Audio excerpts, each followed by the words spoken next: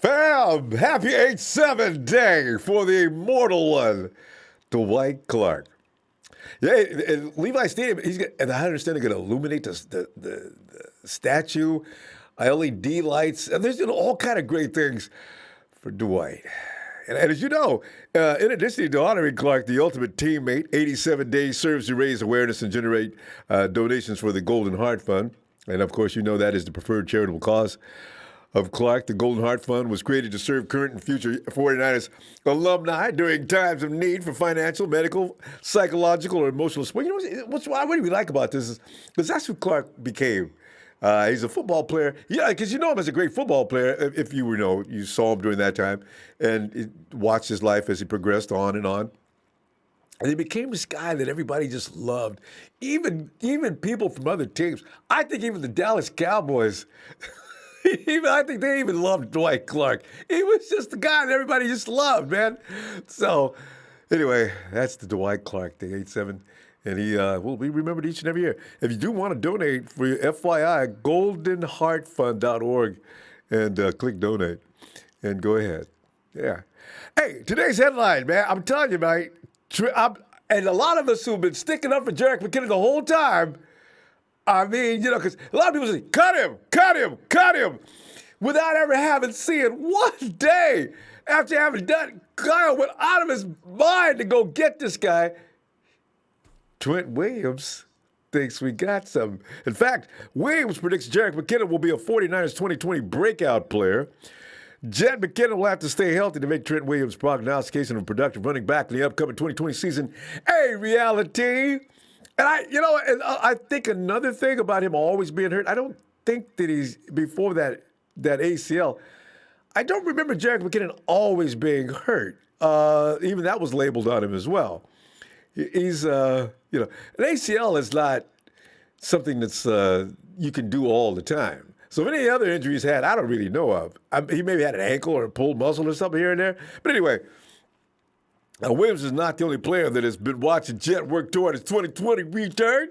Plenty of Jets teammates are echoing the same, and I mean Jets as in Jerick McKinnon Jet, not the New York team, are echoing the same sentiment. So question is, are the compliments of McKinnon believable, or are we just hearing positive conversation from a loving Niners locker room? And also going on the news, as you know, if Deion Jordan is a 49er, Niners announced the signing of Deion Jordan to a one-year deal. So let's see what he can do. Because I think, who we were talking about Deion yesterday, right, the other day? Anyway, I like the idea. It just sounds good. The NASCAR defense. Now they've got all that speed. And we don't know how much Jordan's lost since he's gained weight, since his back when he was first drafted, when he was like lightning quick, right? Dude's out there running a 4.6. Shoot, he could have went and got Carlos Hyde in a dead sprint. I'll never get over Carlos' speed or lack thereof. Carlos was a tough guy, though. I'm just messing with him. Let's get back to Trent Williams, though. He's gotten a good look at Jerick McKinnon this offseason. The two were part of a small group of players working out in Houston with running back Adrian P. Before that, as you know, Williams became Jets' teammate when he was traded to the 49ers in April, of course. From what T. Williams has seen, he expects Jet to surprise a lot of people this season. And yesterday, via a video conference call, Williams told reporters, and quote, "I'm looking forward to seeing Jet after 2 years. The way he's looked in the offseason, I just can't fathom him not being a breakout player." Unquote. Yes, that's what I want to hear, because we can't get enough now. The media's not allowed to go around and check people out or anything like that. So when the players come up with something like that, you can bet it's not biased. Players don't be just talking to be talking. If they see something they like, they normally like it. This is why I probably can retract on that statement about, is it Niners love out of the locker room? Because it's probably not. Because if you ain't doing nothing, nobody's going to say anything. You don't see nobody saying nothing about Dante Pettis. I don't know what. Oh, Ronbo, please. Don't pick on Dante. MC Niner told you about that. Okay. Dante's going to be a bad dude this year. You've probably noticed Jet has looked good in various offseason workout videos posted to social media anyway by now. But Jet's always been like, the dude be working out and be looking like, I mean, he can go from the football field to a bodybuilding contest and just kick butt. That's a strong dude. Him, the Dream Mostert, who figures to be Niners featured back this season, had nothing but good things to say back in May that he too believes Jet is set to surprise all the skeptics. He believes Jet's time on the sidelines had at least one benefit, and that is that it has provided an opportunity to really soak Coach Kyle Shanahan's playbook up. Mostert said, quote, he's had more time understanding the playbook than I have, route running wise. I'm trying to pick his brain, and he's trying to pick my brain with the run scheme. We're doing a great job right now, and I can't wait for him to show what everyone's been doubting him on and missing out. I'm excited, man. It's going to be a surprise for everyone, unquote. I love hearing this stuff, man. The season, I can't get started fast. Do you realize we are approaching the middle of the month, and you realize it ain't that much longer before NFL game week 1. Oh, it's almost there. It doesn't feel like it because all of the BS is going on around us. Jimmy G, earlier this week in a press conference, explained why he's excited to have the Jet back. G's quoted and said, Jet being a former quarterback, it's kind of a rarity to have a skill position, a guy who sees the same game like a quarterback. And Jet does a great job of that. Even just throwing routes on air this offseason, he runs them differently than most running backs, and he has a feel that's like a receiver, but he feels space like a quarterback. It's very unique, and I'm excited to get him back, man. Everybody is I'm excited to get him back, man. When you talk like that, you're inspired. You ain't playing. You mean it. It's been a while. We came together, me and him, when we both signed here, and it's exciting to have him back. If you get a chance, check out Kyle Shanahan's guest appearance on KNBR yesterday evening on the Tolbert, unquote Jimmy, by the way. But if you get a chance to check out, Jimmy G, Tolbert. If you get a chance, check out Kyle Shanahan's guest appearance on KNBR from yesterday evening on the Tolbert, Cougar, and Brooks podcast. Kyle is all bad. He's talking about McKinnon. First, he's talking about his scheme, which I really enjoyed, because Kyle says, what we do, what I like to do is I want to run 2 tight end sets, because now I've got several, you've got that commits your linebacker, your safety is now. What Kyle Shanahan's scheme is about is occupying every defender to the point of an overload.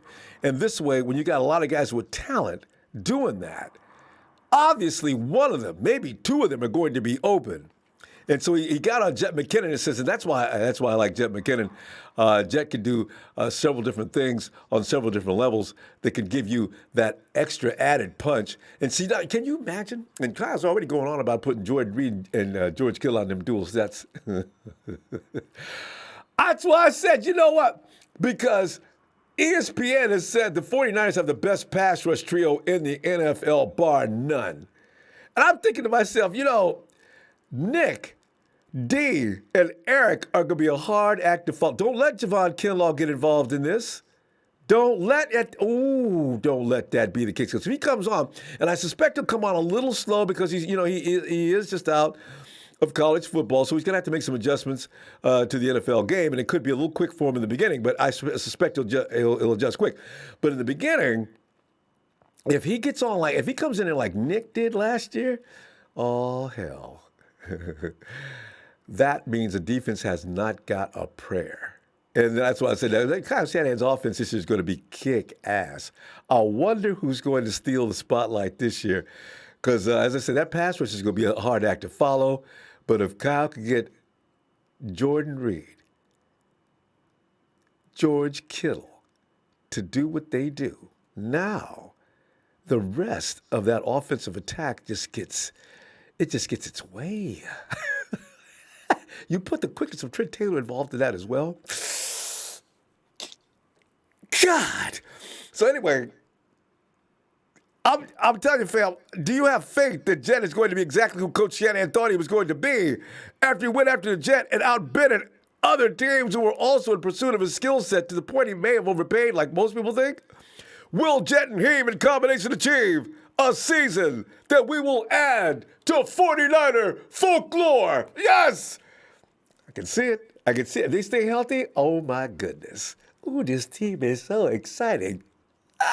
You almost have to watch it with. I forgot kids are watching. I can't say that. I bet you knew where I was going with that, though. Kid Roscoe! Thanks, fam. Kinlaw is a beast. I just hope the beast can get unleashed early. Because I figure I'm just optimistic about how it gets started. Because that's my only concern. Because I know once he gets rolling, he's going to be, yeah. But in the beginning, it's NFL. It's a little different. Of course, it's a lot different than the SEC. So we shall see. We shall see. Hey, Pedro Flores. What's up, Pedro? What up? I agree with Trent Williams. The Jet is ready to show what he can do. I'm excited to see him play. Are you? Oh, I've been sticking up for Jet the whole time. Everybody else had the negative comments about it, man.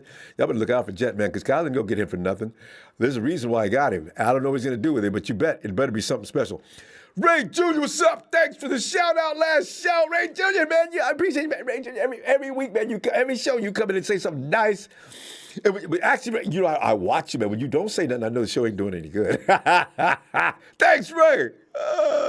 Kurt the Chameleon says, thanks so much for the positive energy you bring every show. Because you know how I love this team. Got laid off due to COVID. Oh, no. Need my Niner football soon. Hope it's all as well together, brother. Hey, Kurt, it's going to get better, man. It's got to get better because it can't get no worse, and probably soon, all right? You got to hang in there, man. Anthony Carrot says, hey, first-time chatter here, been a Niner fan since 1983. Yeah! The year I was born, I was brought home in the 49ers. Let's see. Yes, that's what I'm talking about. Fernando Garcia, hey, shout out from the 559. Hey, the comeback player is going to be Trent Taylor or the Jet, right? Oh, right. Good question. Either way, our offense is going to be elite this year, just like our defense. Rob, I hope you're ready for number 6. I'm so ready. I mean, I've been telling people about number 6 for years and getting ridiculed or beat up. You know how rival fans are. They ain't got no heart. They ain't got no passion. They ain't got no sympathy, right? Texas boy and guys like that, Hawks fans, boy, all y'all can go straight to be you know where. DJ Malone. Hey, how are you doing? DJ, I'm doing great, man. I dare say our run game will outdo our passing game this season due to Jet. But you remember, Jet is going to be doing on the receiving end of a lot of stuff. So where do you put Jet? Are you going to call him a running back? You see, we got so many hybrids on this team, But so you look at Jalen Hurd. There's another guy. Jalen's probably going to run the ball every now and then just to freak people out because Kyle's going to dial that. Kyle's going to dial that up here and there. Because Jalen knows how to run with the ball. Put him on a jet sweep. Can you see Jet coming around the corner? You're a defender. You weigh about maybe 205 because, once that sweep gets around to a certain area, the cornerback's got to get involved. Here comes Jalen turning the curve. You can hear his wheels screeching coming across. You're a cornerback. You weigh 205. He's got about 10 yards to build up speed. 6'5", about 240. You got to make a decision quick. What are you going to do? You want to live or die? Bam! Oh, Jalen. Mr. Block Ice. Yes, sir. My dude, McKinnon needs to break out. My Niners deposited good cash in his bank account. Mostert, McKinnon, and TC will help the passing game in a big way. Go Niners! Oh, I get such a rush talking about this team. I'm going to have to start using a body size prophylactic. I get such a rush. Oh. Hey, chill. Phil. Come on in, man. Hey, Ronbo. Phil, man, I'm enjoying this team. Phil, the potential, like you were saying the other day, we have to play this season. This team is too talented. This is like a steamroller coming out to the NFL. Oh, my God. But what, Jerick McKinnon, Phil, it's all yours. I tell you what, McKinnon's going to be our third down back. Mm-hmm. When we need like 5 yards to 10 yards, somewhere in there, that range. He's going to be a guy that can come out of the backfield, run routes for you. Mm-hmm. You can go a double tight end set and put Hurt at the wide receiver. Oh. And then you got all these guys that can just out muscle DBs for the football. And then you got McKinnon coming out of the backfield, and then Jude picking up the blitz. And then there's no stopping us. I mean, McKinnon's going to be a big part of this offense. I guarantee it. I believe it. If he stays healthy, and he should. He's had plenty of time to recover now. And he has been working out with the guys. So this guy is going to be everything that Kyle envisioned him as being. And I think it's going to surprise a lot of people. And we're not going to think about Matty B much at all because of this guy. So, Kyle, maybe we didn't think about Matty B last year toward the end anyway. Kyle just made him stop. Yeah, it was crazy. Yeah. You're also going to see Trent Taylor as a good third down guy, too. Yeah. I mean, with short yardage. He can sit down in the empty zone, and Jimmy loves him, and he's got great hands. So I see some first down shots. He's got a lot of weapons. Yeah. I think we are better at every position than we were last year. Yeah. Hey, would you say even DeForest DeForest Buckner? Wide Buckner? receiver. Oh, your offense. Yeah. Well, Kinlaw's wearing 99. he may make you forget about DeForest Buckner. You might think, is that the fellow there? I'll get such a rush. If he's the wrecking machine that he looks like, oh, man. And you heard what Nick said about him. That's the biggest human I've ever seen. I love it. Don't let him be effective. We will demolish teams. It will be just unfair. God. You're getting too excited here, Ronbo. I know. The offense and defense, because last year the defense was pretty much what predicated what we were going to do. But now the offense is going to come out there and demolish teams as well. Ooh. Yeah. I think we're going to, be a weapon on offense, and Jimmy's going to just orchestrate it all. I think we got a lot more weapons than we did last year. Yeah. And I just think that the offensive line's going to be better with Trent Williams. And, man, Trent Williams is a big man. He is a big man. You see him in that interview? Conference? Yeah, I was watching that interview yesterday. I thought he was wearing a jacket. I said, no. Those are his arms. Damn! And next time, guy comes down to feel like a line. He comes down to feel like a linebacker. I'm really a big fan of offensive tackle. This guy, and he's going to go up against Nick in practice. Oh, he's going to get the rust off quickly. He's got to. Those two going at it. Oh, man, I'd love to see that. That's the price of admission. That he really is. But anyway, that's a wow. So anyway, that's pretty much all I have to say for tonight, Ronbo. And thanks for putting this on. And we're getting ready. I'm getting close. I'm getting anxious. Oh, it's getting time. I tell you, it's going to be fun this year. I mean, I you're don't talking know about a if bunch they're of going to kids. have fans in the stadium, but I don't care. I just want football. That's the thing. And at some point, it could during the season, it could become allowable at some point. I'm praying that's the case. Because if they get this, some of these vaccines available. They're talking November time frame. Then we'd have the rest of the season possibly. Yeah. I'm hoping. I'm crossing my fingers. But, Yeah, everybody is. Who knows? But I'd rather watch football than no football. So, yeah. Between the two. Yeah. All right, Phil. Great stuff as usual. All right, Ronbo. We'll look for you Sunday, actually. Yeah. Sunday? All right. Sunday, yeah. All right, man. Phil. Have a good night. All right, bye. Yeah. Did you see Trent Williams? First thing I looked at the screen. Is Trent Williams? Was you? No, those were his arms? Jesus Christ. This is what. I want to see him and Javon go at it. Because Nick is out there going to be quick on him. But Javon and Trent, can you hear the thunder as they hit?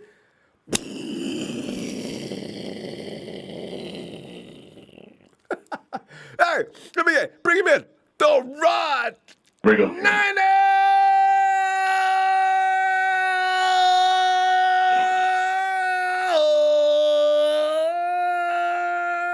for the Rod. Come on in, Rod.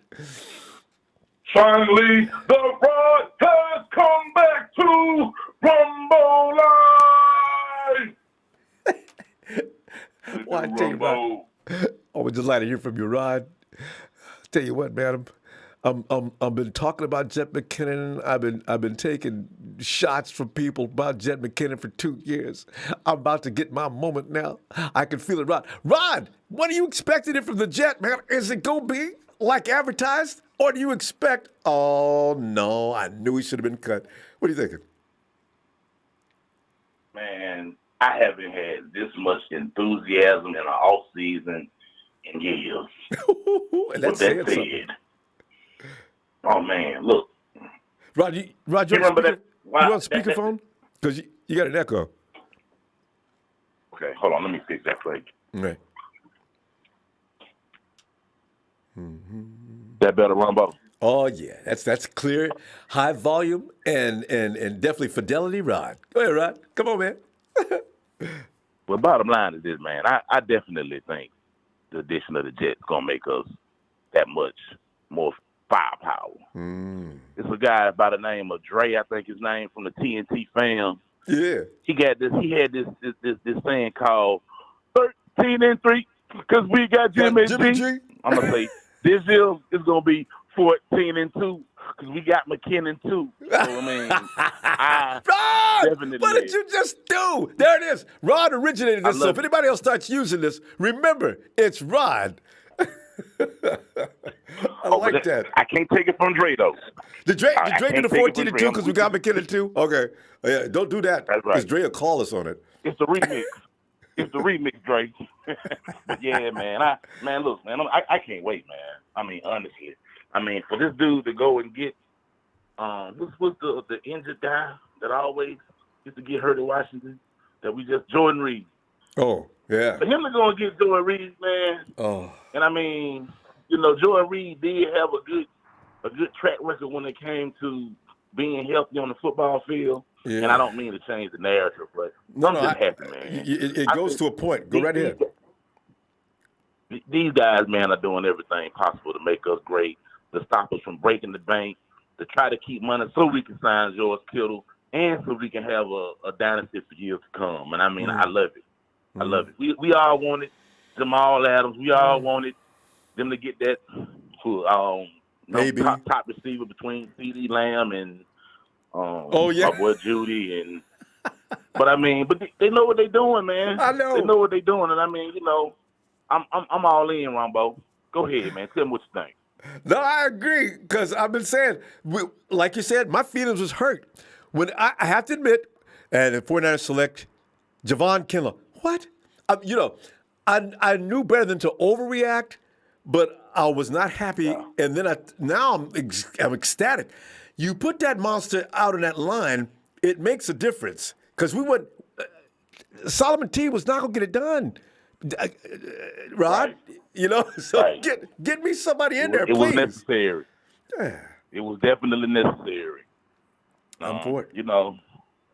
Let's just hope, man. One thing about this John Lynch and Kyle Shanahan era, all the people that it looked like were wastes, we still ended up getting something out of them before we got rid of them. So maybe Solid T can be the finishing piece of the rotation, even if he isn't the projected number one star we wanted him to be. Yes. Because this is the last year we got him on contract, right? Right.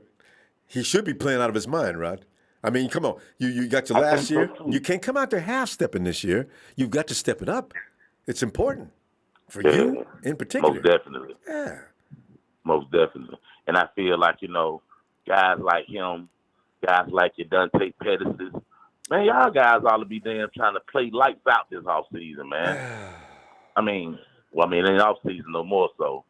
I just hope, I'm praying, man, that Dante Pettis has answered the challenge of Kyle Shanahan when he says he expects him to show up this year. He's got so kind of opportunities, Rod. Debo's not going to be probably back on opening day.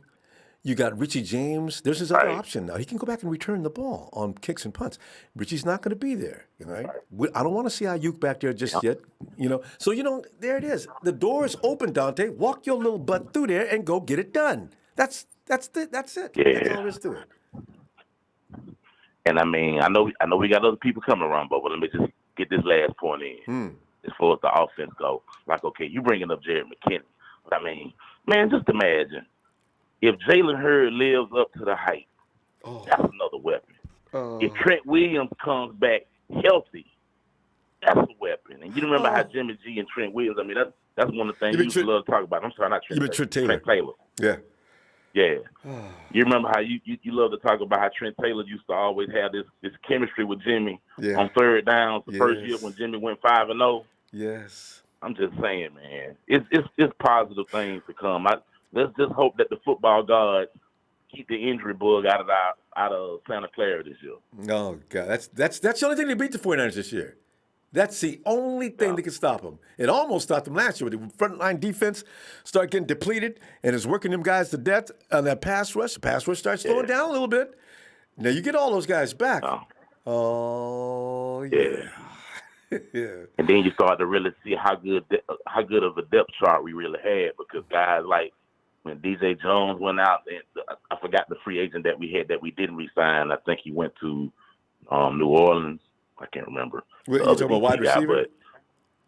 The wide receiver? No, the other defensive tackle that played right after DJ Jones got injured. We did not re-sign him. He was a big part of the rotation. Oh, yeah. I forgot his name. His name was slipping my mind. Yeah. Chad, who was that left and went to Nolans after we let him go? Yeah, I know, yeah. Wasn't that one of Kasurik's guys? Anyway. What? Rod? Oh, no, I thought you was trying to figure out from your guy. Yeah, I was. But I was asking the chat to give me a Sheldon Day. Sheldon Day. Yes. Day. Right. Thanks, fam. Yeah, you had Sheldon Day, DJ Jones, Buckner, and even Armstead played the DT2 at times. So it's like, man, it's just good things to come, man.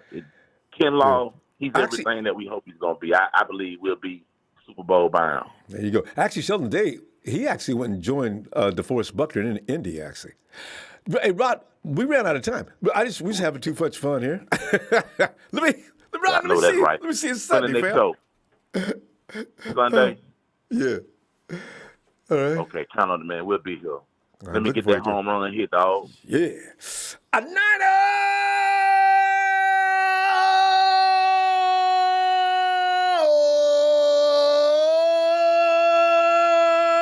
For the ride. Go see Shorty, fam. Shout out to the Empire. Shout out to Ronbo Sports. Thanks, fam. And fam, let's get this ooh la la party started. Yes. Revenge tour, baby. Yeah. Back at you, Ronbo. Night, Rod. Oh, I can't wait to get that started again. I love singing that song. Hey, Jay, come on in, Big Jay. What up, Ronbo? Jay, man, I'm looking forward. I got 3 guys this year. I'm gonna be able to say, I told y'all, Jimmy G is number 1. That boy is gonna wreck stuff this year. And Jerick McKinnon, who he is the guy that was next to G when they were trying to rehab and get things back together. They pushed each other. I said, wait a minute, I am with Kyle. I ain't cutting no McKinnon. I ain't paid him all that money. I ain't seen him take a snap one regular season. No, he stays until I see why I went and got him. So you see, 2 guys. And Kendrick Bourne, well, everybody kind of expects Kendrick Bourne's going to be a dude this year. And notice I didn't say nothing about Dante. But I might. but Jay, what are you thinking about the Jet, man? Have you got high expectations for him? What are you thinking? Where'd you put him? Ronbo ain't gonna even front. We did so good without him that, what I'm saying, it'd just be a plus, what I'm saying? True. Well, I see that's true. We did good without him, so imagine when he does come in and he shows the potential that we paid him all that money. You know what I'm saying? But you know what I'm saying? The people gonna be they sleeping on Raheem Mostert. So No, he's I going to be the just lead feel back. He's going to be the lead back. Yeah, see, McKinnon's in there to add diversity to that offensive attack. Now, McKinnon, like G Correct. says, he can run out and run routes like a receiver. And then when he gets the ball, he becomes that little quick running back. And you know how strong he is. So you see, linebackers, boy, they're going to be crying crocodile tears. Yeah, it's gonna be a deadly if he can do some of the stuff. If he can just do that coming on the field consistently, and it's gonna be so dangerous, Like, I just feel like, man, we got one ball and we gotta get to these playmakers, man. And I think Kyle, he's so smart enough many. to do it. Oh, Yeah. and the dual tight end And sets. Debo, when he comes back, Oh my God. That's what I'm saying. Like, man, God, it's going, and that's going to really make it easier for Ayuk. You know what I'm saying? That really he's going to come along very well because they going to have one, they're going to have one defender on them. So you have two tight ends set with Jordan Reed and George Kittle, man. I'd forgotten about Ayuk, actually. There's just so many guns out there now. Yeah. What if Ayuk is a bad dude? Oh, my God. That's what I'm saying. So I just can't wait. You know what I'm saying? I really can't wait to see what we like in the first game against, the Cardinals. So I really want us to, get all that last year stuff out of our head. This is a new year and focus on from here to now, to the future. Don't worry about what happened last year, We almost had it in the bag, but that was last year. So I hope they don't have that Super Bowl hangover. I just hope that they could come out with, blazing glory and just come out all cylinders and ready to go. Just remember one thing. That team's too young to have a Super Bowl hangover. You know them teams that come out with them Super Bowl hangovers are usually a little long in the tooth. It took them forever to get there. It took every last bit of energy they had to get there. So they get emotional, gets drained from a person like that. He's going 28, 29, 30 years old. He's thinking, oh, man, I got to crank myself up to that level again. See, the kids we got say, shoot, man, the Kansas City Chiefs didn't have no damn business winning that game. And just like I posted that video, Nick Bosa getting held on that 3rd and 15. Game was over right there. God bless Kansas City Chiefs that day. Okay, the refs didn't see that blatant hold. Damn near tackled Nick. So we're going to keep on holding. We're going to keep on holding. Well, what's I'm saying? Man, See, this is why they know they could have won that game, and they know what they're capable of. And we didn't lose much, if anything. We may have gained in some areas. So you see, don't listen to that talk about no hangover. That ain't happening. I'm positive of that. You can tell by they're talking. Ain't nobody worried about no hangover. Except for those that, it's tradition that every team that loses Super Bowl comes back next year. No, I'm sorry. It doesn't apply. No, that not necessarily. You know what I'm saying? Because you got to look at New England. Hell, they done lost to Philadelphia, then came back and won against the, the L.A. Rams. So there's people out there, I think Kyle knows that, and he probably still in them. You got Richard Sherman, you got some veterans talking to them and saying, hey, we got this. You know what I'm saying? We just got to stay focused in the games in hand and just focus every week, each opponent, and just knock them down. Knock them down. And I think we're going to do that. Leadership. I'm so excited, Ronbo. Man, we're so close of getting there. I hope season do start, and we can just kick some ass. Got it. And Jay, look at all those weapons. You see, people are kind of there's a lot of stupid folks that look at the 49ers offense and think, Jimmy G, no good. Hey, Jimmy G had 2 consistent weapons. And when Kendrick came in, he had a third option, but Kendrick wasn't in on every play. You had Debo and you had George. Now, let's put the field in different now. I'm going to put Reed over here. I'm going to put Kittle over here. I got Debo coming in soon. Yeah. Now I got Trent Taylor back. I got this other weapon behind me called Jerick McKinnon. And I got Jalen hurt. So, I mean. Oh, I wait if he could. See, now got a man out there with not a pistol, but now he looks like Rambo. He's got the knife in his chest. He's got the submachine gun in his one hip.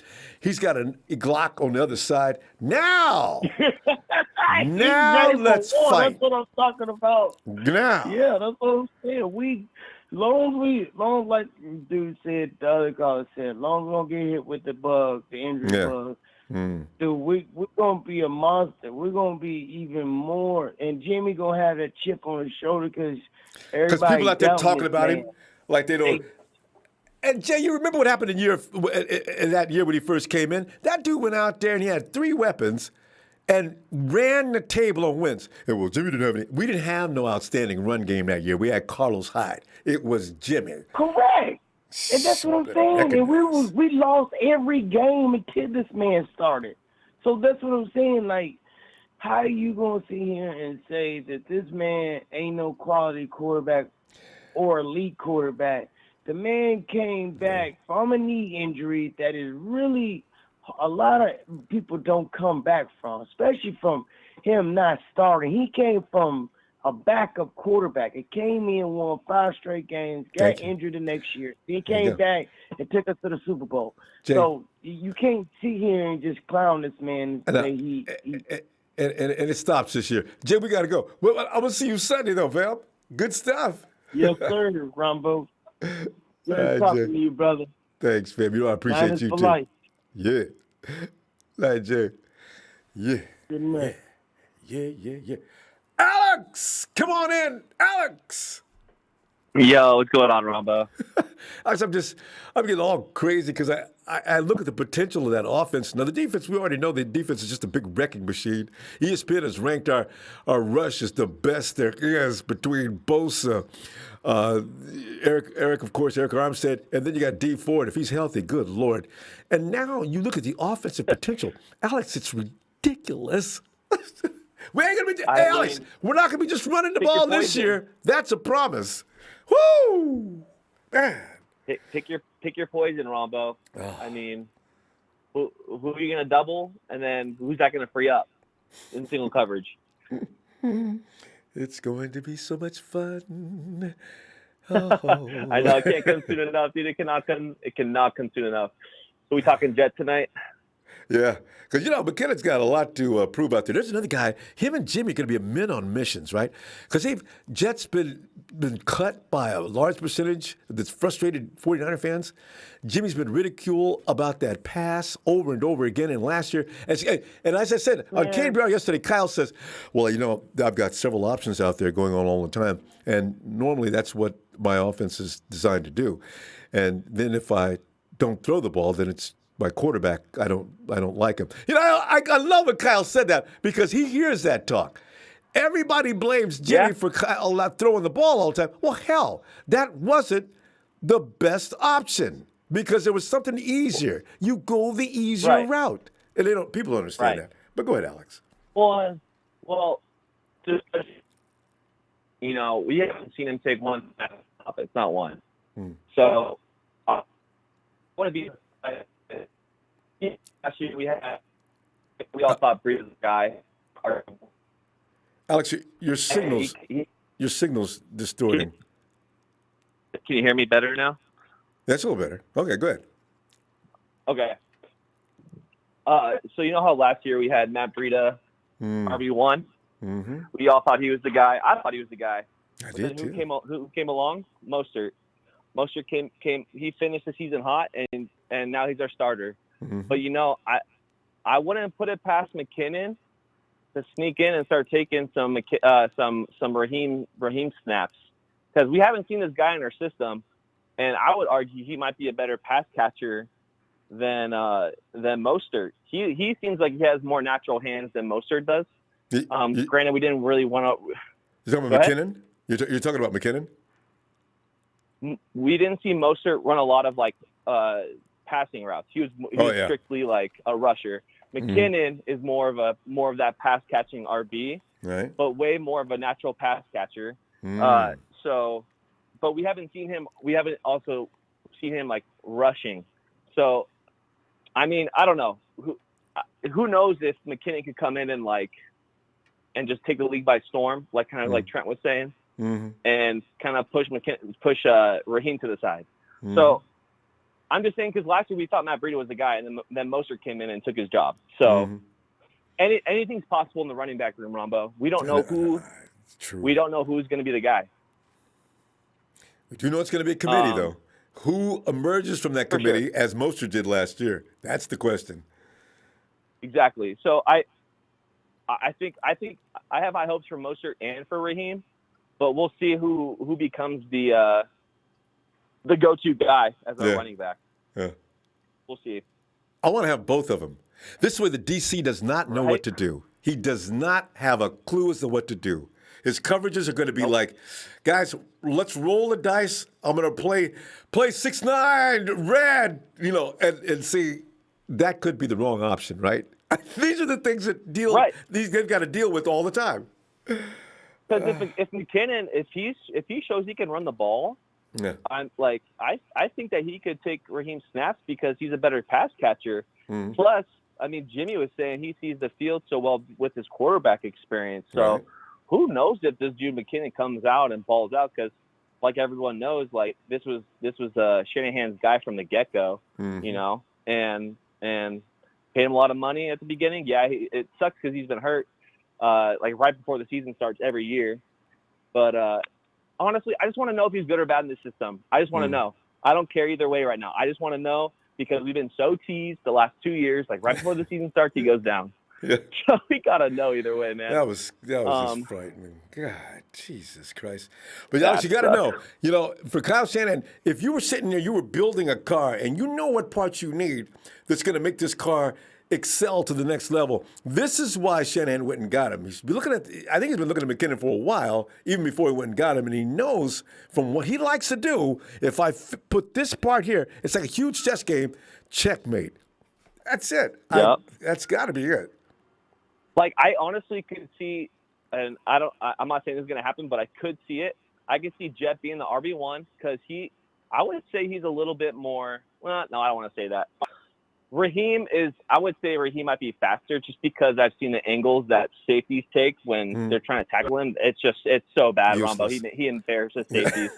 So I could see Raheem maybe being the change of pace back even. I know people are saying, that could be McKinnon, but I don't know. It's still interchangeable, Ronbo. It's like who pick your poison, But regarding tough to our beat, passing, yeah, I think he's going to be tough to beat. And you want to use Jet in certain kind of plays, and let him run between the tackles. He's mastered that to such a degree. You might as well keep him out there and use McKinnon. But like you're saying, though, if McKinnon can run with the ball, now if I set him in the backfield, DCs are automatically thinking, okay, watch McKinnon. He's going out for a pass for sure. Give him the ball, and he takes off and hits a gap. And if he gets a gap and he's gone, he's only slightly slower than Mostert. Right. Look out. Right, because Raheem, he just ran the ball all last year. Like, we didn't really see him, catching out of the backfield except on, a trick play at New Orleans. And I don't know. Every time I saw him catch the ball to the backfield, he didn't really do too much. So if McKinnon can come out on ball and run the ball, I mean, like you're saying, I think defensive coordinators are going to be, confused on what actually is going on. So, but I think our passing game – go ahead. No, remember, everything's going to be coming out of play action this year. Unlike last year when he had him just standing under center, Kyle wasn't able to actually do what he really wants to do due to the fact of the talent we had in the wide receiver core we had. But now the play action is on. It is on. And maybe every snap. We didn't really figure out offense until Sanders got there. That's the craziest part. Is we were still trying to figure out wide receivers. Yeah. Debo, he dropped a couple of passes and he fumbled a pass. We had Pettis, who was hot and cold. KB was pretty consistent. Yeah. We got to go, but you remember Debo was just coming in the league, so he's just getting warmed up. But Alex, let me see you Sunday. We'll continue, okay? All right, boss. Sounds good, man. Have a Great good night. stuff, Alex. You too. Like, And this just in. What's going on? What's going on? I'm getting giddy about that offense, man. You know, last year we knew the defense was going to be good and didn't really know what to expect from the offense, but now I know what to expect from that offense now. I have a quick question for you. How long have you been watching football, like 49er football? For like How long? 90 years. I'm talking about even from my position in the clouds before Dad and Mom got together. Justin, I was already a football fan. I was already watching the 49ers. You know what I'm saying? Yeah. Out of all the teams you've watched for 49ers fans, there's been some hard years. There's been some tough years. There's been some good years. Yeah. Ooh.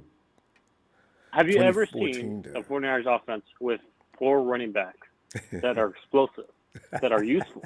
Yeah. Have you ever seen a team with the 49ers team with that much running back power? No. Because I haven't. You're right. I don't even think it's the great Bill Walsh. Bill Walsh. I don't think he had them. Like, I think he had Craig. I know he had Craig. I'm not sure about the backup. Try to name Craig, the second string running back behind Roger Craig. As a trivia question. Hey, chat, who backed up Roger Craig during that dynasty? We had a couple of guys come and go. But go ahead. We did. O.J. Simpson, I know. I'm not sure if he was Bill Walsh, though. O.J. End of his career, though. I don't know. Yeah. But yeah, it's like for the first time ever, you have 4 running backs for the 49ers. You got Kyle Shanahan, who could use, because Kyle, he had Atlanta, he had Devontae Freeman, he got Kapari Bibbs, and then he had Tevin Coleman in Atlanta. That was 3 running back set. And now he's got 4. You got Wilson, you got Jeffrey Wilson. Jeffrey Wilson can play. Yes. I was at the Arizona game where he had a game winner. And let me tell you, that guy can play. When there's a reason why Dante Pettis sat at the Super Bowl and Jeffrey Wilson was playing. It's because of that. So, he could play. Jeffrey Wilson can play. And then you got Salvin Ahmed, you got Michael Hasty as well. So, you know. They're going to be on the practice squad. You know what? I don't know how many running backs they're going to keep on the practice squad, but those guys aren't going to be able to beat out the combo, the four-man combo. I don't think any of them can beat out Jeffrey Wilson. Jeffrey Wilson's a bad man. He just doesn't get enough love because he's playing behind all that dynamic talent. But man, wow. Are you I know we're speaking in the future, Brett. Are you re-signing Jerick McKinnon after this year, or are you saying we'll see you around? Well, you got to see what he looks like if this year. Is he at the end of that contract already? I think that's so, because it's like 3 years, right? I don't think we picked up his fifth-year option. If I'm mistaken. No, this is he came in 2018. We're going to 2020, so he's been around for 2 years. So this will be his 2018. He missed that season. 2019. Oh, he's got one more year. He's got one more year. I forgot about that. He's got one more year. Yeah. I hope he works out because he's everything. He fits what Kyle's trying to do. You know, you want to have that ability to do what he does. If he does it, get ready for. Oh, how are they going to sign all these guys? Okay, we'll see. John Lynch seems to be confident they can. That's the issue, and I think I really want to see Hasty. That's why I wanted to see Hasty, and I want to see Ahmed in the preseason. I want to see if they're. If they were what they were in college, because Salvin Ahmed was pretty fast. Hasty was pretty explosive in college, and I was really looking forward to seeing them. The most pumped up person I was like, I know there was something on Jalen Hurts. I was kind of anxious to see how Poindexter would have panned out, to see if he made an improvement, because nobody's really talking about him that much. But I would have loved to see if he made an improvement from last year. See if he got better on his route running, to see if he got better on his catching yards after catch. To see if he made any improvements, and that's one of the things that I think it's kind of like a bummer, because I'm like, dang it, Poindexter kind of he could have shown what he got. But There's just so much and talent in that room. You just got to look through the talent and see who you're going to drop to keep Poindexter, right? That's the problem. There's only six. There's only 6 guys you can have, right? So you got to. Well, how many receivers do you think we're going with? Because I think we're going 6, with 7. maybe 7, but I think it's going to be 6, maybe 7. You can put one on the PC, the PS. So maybe one of those guys, like maybe even Poindexter stays around. 6. I think if when we signed Jordan Reed, I think it kind of limited that 7th one because you could use Jordan Reed as a receiver. You could use Ross Dwelly as a receiver. Yeah, but you don't use on your roster. You're not counting him as a receiver. Jordan Reed will go down on the rosters. How many TEs? Because you're doing the math. You're going down through categories. How many guys got to keep in this category, this category, this category, this category, right? Or this particular room. Mm-hmm. So he's a tight end. Mm-hmm. So he's not going to figure against your wide receivers. Yeah. So I think you can go with 6 receivers and 4 tight ends. And then you go for I don't know how it's going to work out, but hopefully they figure it out because all I know is that this team is explosive. This team is really explosive, and they're ready to roll. You only had 2 opt-outs, Sean Coleman and that offensive. You got another offensive lineman, of course. You got the wide receiver. We don't have to worry about him. All right, Justin, we're out of time. Justin, you got a microphone there. Sorry, y'all. I see us. That's not me. Oh, that's right. Okay, I'll see you Sunday, Justin. All right. You take care of yourself. Take care. All right. Bye-bye. Who was that hole in their nose? Hey, Curtis. What up, Ronbo? Curtis, you always have a very special sound when you call in. You're not on speakerphone, are you? That's just your phone, isn't it? I kind of like it, though. It's my phone hooked up to my Xbox. It's like a headset with my mic. Oh, okay. Well, we'll work with it. Hey, Curtis, tonight, Jerick McKinnon is the man the spotlight is on Jerick McKinnon. His teammates, Trent Williams, loves him some Jerick McKinnon. He says he can't imagine from what he's seen. The boy must be looking crazy healthy. And what he said he's his 2020 breakout player of the year. What? Yeah? Whoa! Mostert told everybody weeks ago, y'all better look out for Jerick McKinnon. So, and that's Mostert talking.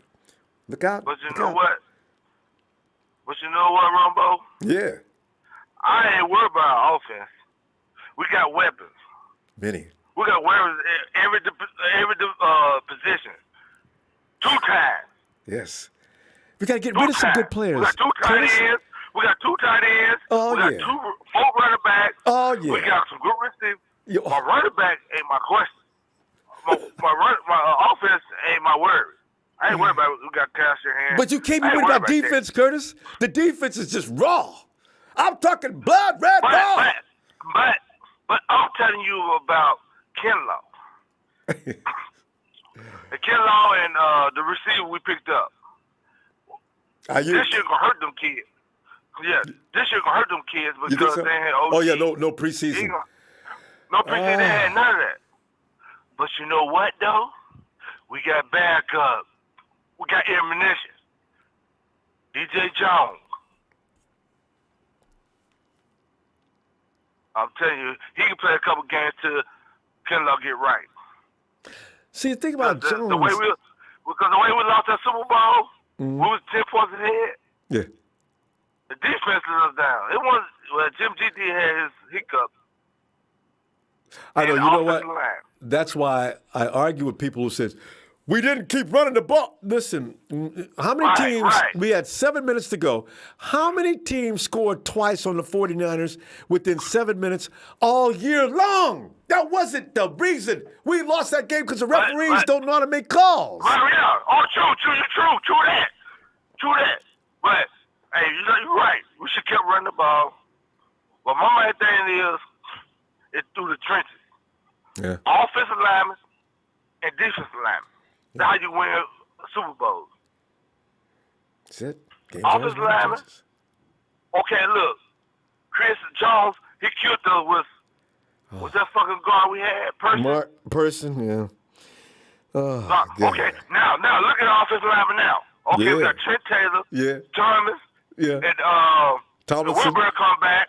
Yeah, Weston Wilbur Richburg. come back. Yeah.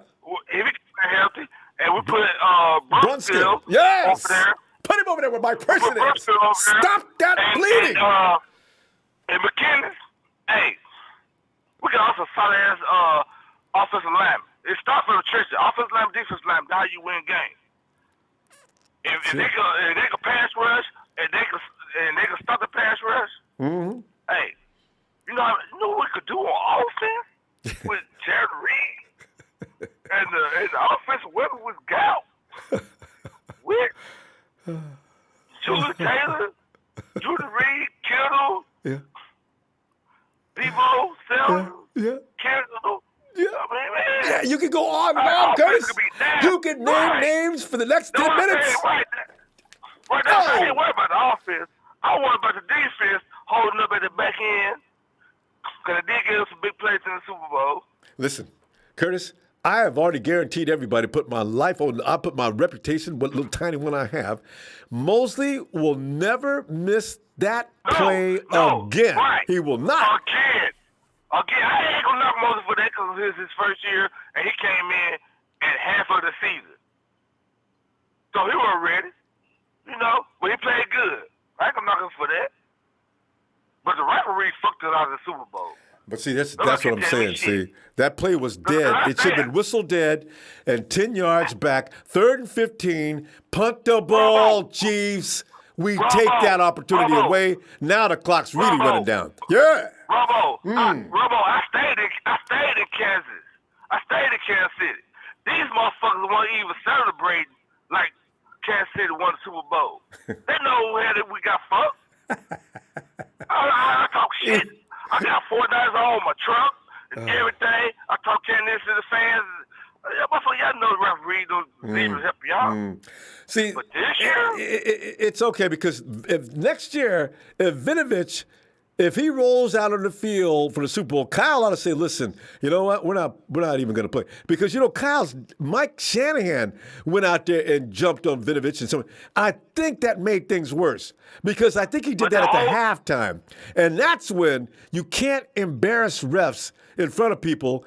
And that's why I think they were more, Curtis Rutter. Yeah, I feel you, I feel you on that, We're out of time, though. That 3rd and 15, Bosa, that was a sack all day. Oh, the dude tackled Bosa as he was trying to run, but he tried to. Bosa kept rolling. The nigga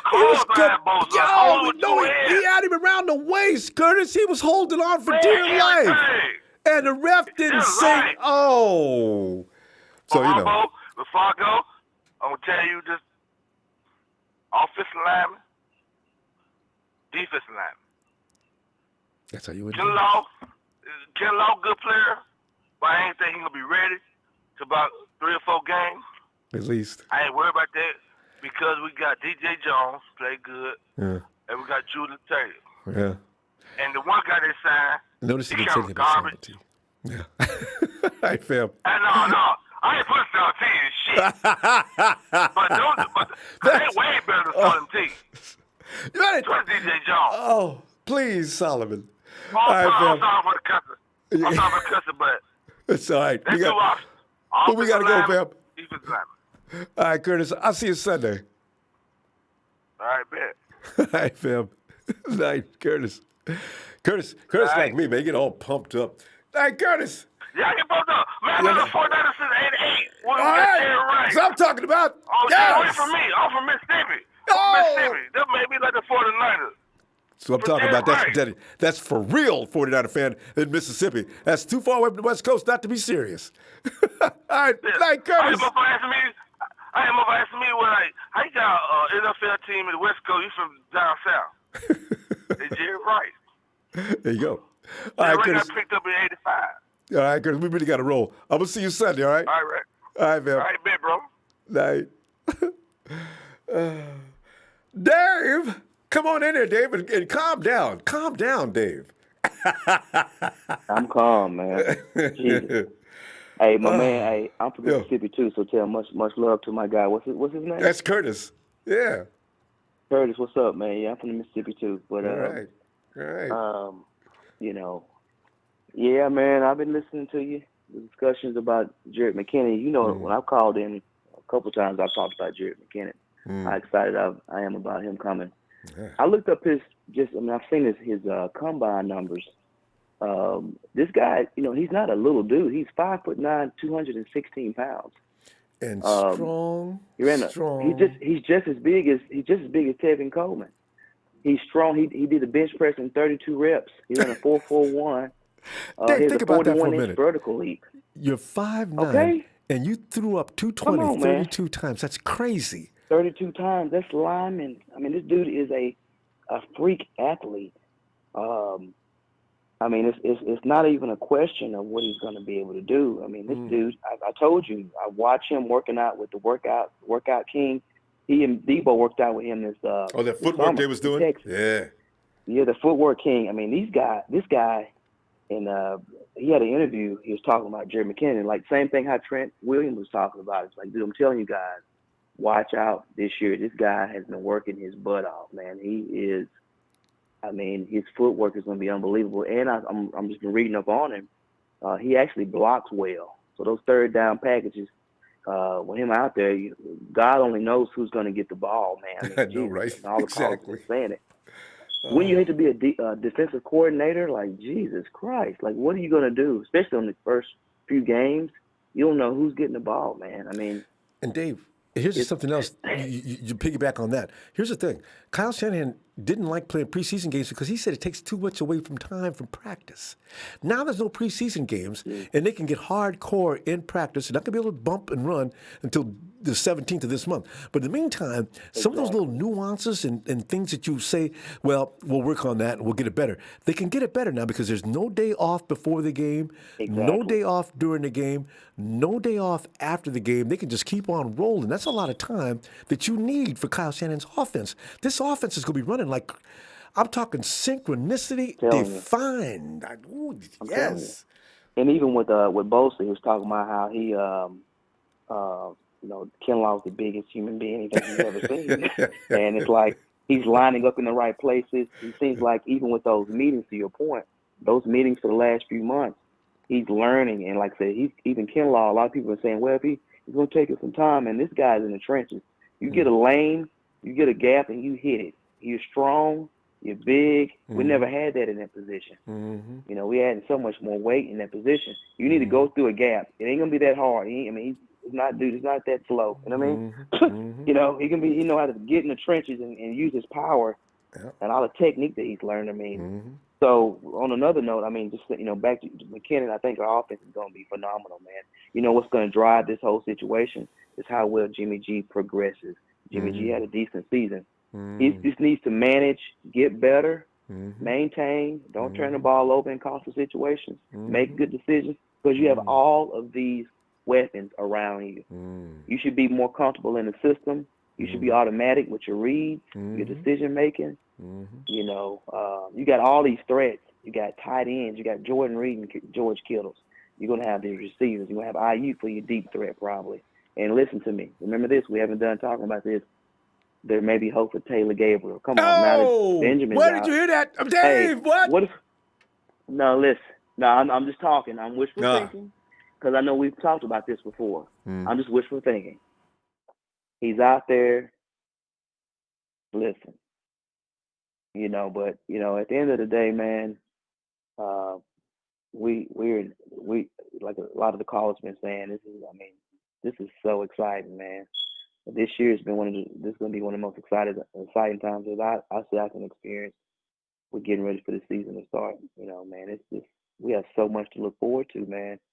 We only lost, I think, 4 starters between offense and defense, but we gained so much, man. If these players halfway can perform, we got so many new players that we have this year that we didn't have last year. That if even half of them work out.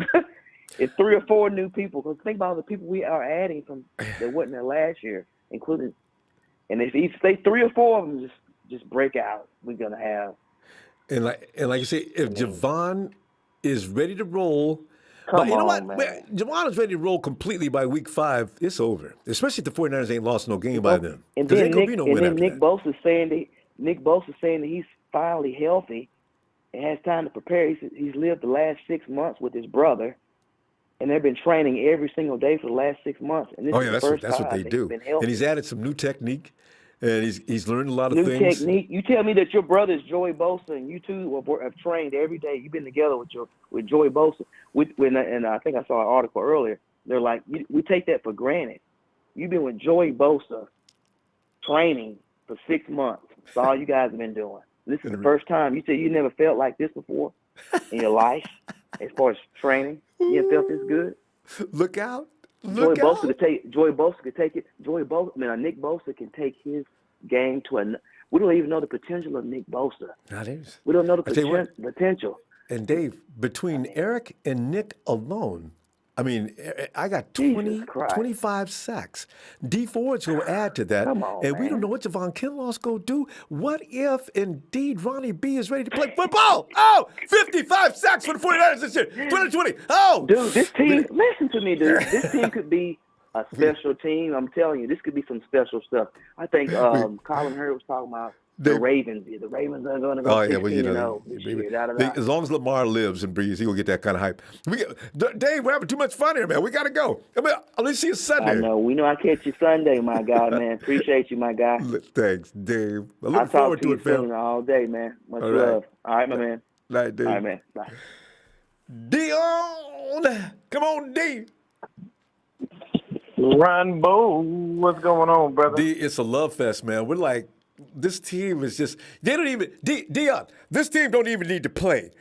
All you got to do is look at the roster and you get all crazy. That roster's just stupid. And they're all youngsters except for a few veterans, and those are the right veterans to have. You got your tight ends a veteran. You add Jordan Reed. You got Trent Williams. That's a veteran. You need him on the offensive line. You got Richard Sherman in the secondary. You got Jerick McKinnon is a veteran. Every position, every room has got a big leader in it. But tonight, Jerick McKinnon.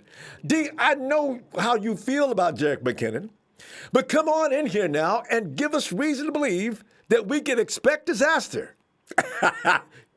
I like to put him on the spot like this. Dion don't care what you think. He's going to tell you what he's thinking. Go ahead. Because you would, because there's been nothing but a love fest tonight for Jerick McKinnon. And I'm sticking to my guns. All of y'all are going to be pissed off and not like me, and y'all are going to hate me, and I can get two shit. I'm going to tell you right now, believe it when I goddamn see it. I'm throwing a flag on him right now. 15 yards for unsportsmanlike conduct. Go ahead. Flag me. I want 15 yards right now. Flag me. You know why? Because everybody. Look, let me tell y'all something. I don't care about potential. Potential means shit in the NFL.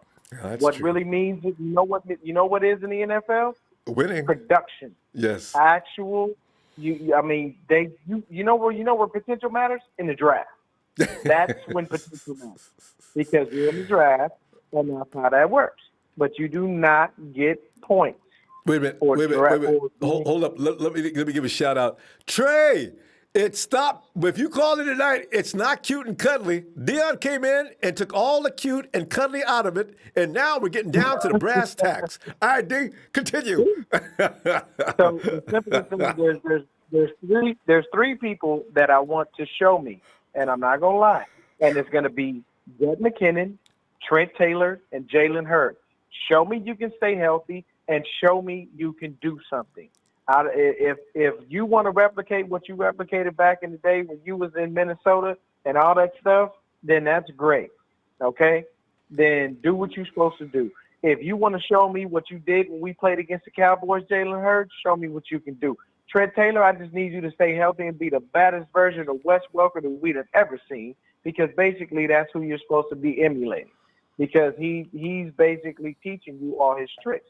So that's my thing. I need them guys to show me. Other than that, did you see Trent Williams' arms? That is a Everybody's talking about that. I thought he was wearing a coat. Whoa! I said, God damn, that is a big man. And then did you see his workout video? Nobody that big should be able to be Nimble? that athletic You hear, like what, you hear that. what Nick said about him? He said, "Yeah, he's big guy coming down the field he moves like a linebacker." But Nick's face looked like, I'm not sure if I want to train trying to get him in shape as much as I want to just survive. No, man, I'm like, God damn, that is just a massive individual. Man, that's hilarious. So if you're an edge rusher coming around that curve, thinking you're getting ready to get a Jimmy G like you used to, I ain't worried about it. go get blasted. DJ Reed being gone, boo-hoo, bye-bye. He didn't do much of nothing for us anyway. I mean, with Travis Benjamin opting out, no one cares. You were only going to be a return specialist. We didn't have no big deal for you anyway. Yeah. And then with Sean Coleman, you were going to be fighting to make the squad any damn way. Yeah. So, well, you know what? Offensive lineman, I did want to keep Sean, but yeah, we'll be fine. Yeah, I mean, like, we'll be fine with that. Like, the kid may be good. McKivitz might be all that in a bag of chips, so I'm good. yeah. It's Yeah, but I'm good, man. Our defense, we're solid, we're good. We don't have anything to worry about. And it's going to be a beautiful situation. People are going to hate us because we are going to be that great. And as far as, like I said, when it comes to all the other stuff, man, it's not even that big. Like, show me something, Jet, show me something, guys, and I'll be happy. And and anybody in the chat that wants to be upset with me, I am glad to go ahead and hear your argument on why potential matters. When 2 years has been 2 years full of injuries. When one game thought that we were going to show Jalen Hurd as the greatest thing since sliced bread, and Jalen Hurd went down with a back injury. The man couldn't even fly, for God's sake, because his back would hurt. These are facts, guys. You cannot argue facts. I am not going to be sold on Jerick McKinnon until I see him do the damn do. I got to tell you, though, even if these guys we just mentioned, if they don't, this team has so many options now. If Jordan Reed, there's another guy. What if Jordan Reed ends up lasting the whole season? Him and George. Good Lord. Now Kyle Shanahan can sit back with a joystick. I'm talking to Duke, he can play a computer game out there now. Dion, he has got any number of options on every single offensive snap. Every single snap. He's got the diversity of McKinnon in the backfield. He's got Mostert that can run between the tackles. And look at who his new tackle is. It's going to be stupid how well Kyle Shanahan can. I bet he can't wait to get that thing going. Oh, man. Oh, yeah. Yeah, I mean, like, it's the beauty of this is we are on. We are on, man. We are going to be so good. We are definitely just going to be so good this year. There's going to be nothing that anyone can do with us. And when they do try to do something with us, I can guarantee you it's going to be nothing but harm for them. It's just going to be a situation where you're mad. Like, you're like, damn, man, I thought I was going to do something this year. I thought we was going to beat the 49ers. No, you're not. You have no hope. Nobody has any hope. The NFL is ours, and if you don't like it, come get some. That's how it works. And they announced, so at the end of the first quarter, the 49ers already put up 24 points, and the Hawks are still trying to get out of the gate, is that 49er defense has locked it down in a way that the score is not even reflecting how bad it really is. I'm we got to go. To my guns, Ronbo. 15-0, 16-1, because we ain't done, baby. Ronbo, I appreciate you for having me, man. Thank you for the time. Appreciate the platform. Appreciate what you do. Continue to do what you do. Thanks, and everybody in the chat, I'm ready for you. Yes. Go ahead and ride that Jerick McKinnon train, because until I see it, I ain't jumping on. God dang it! You can find him. You can find him in the chat. That's Deion Johnson in there talking, and he's taking up where Trey left off with not letting things get cute and cuddly in here. And also click him up. He's got more things to tell you about the 49ers as well. Dave, I love you, man. We'll see you Sunday. Love you, Ronbo. All right. Thanks, man. All right. D. That's what I like about D. D is not going to be antagonized or influenced. Rebel D. Hey, repeat after me. And hey, raise your right hand, guys. Rebel D wants to take this foul. After me, Jalen Hurd, Trent Taylor, Kendrick Bourne, Debo Samuel, Brandon Ayuk, Jerick McKinnon, Raheem the Dream, George Kittle, Juice equals money. Straight money. We ain't even talked about Juice. My God, this field team is loaded to the bone. Woo! JT. I haven't talked from JT in a while. JT, come on in, man. Hey, what's up, Ronbo? JT, we started out because Trent Williams. Hey, just Ronbo, said, you don't mind getting back to me? oh, okay, yeah, we can do that. All right. Oh, where's it? Bang, bang.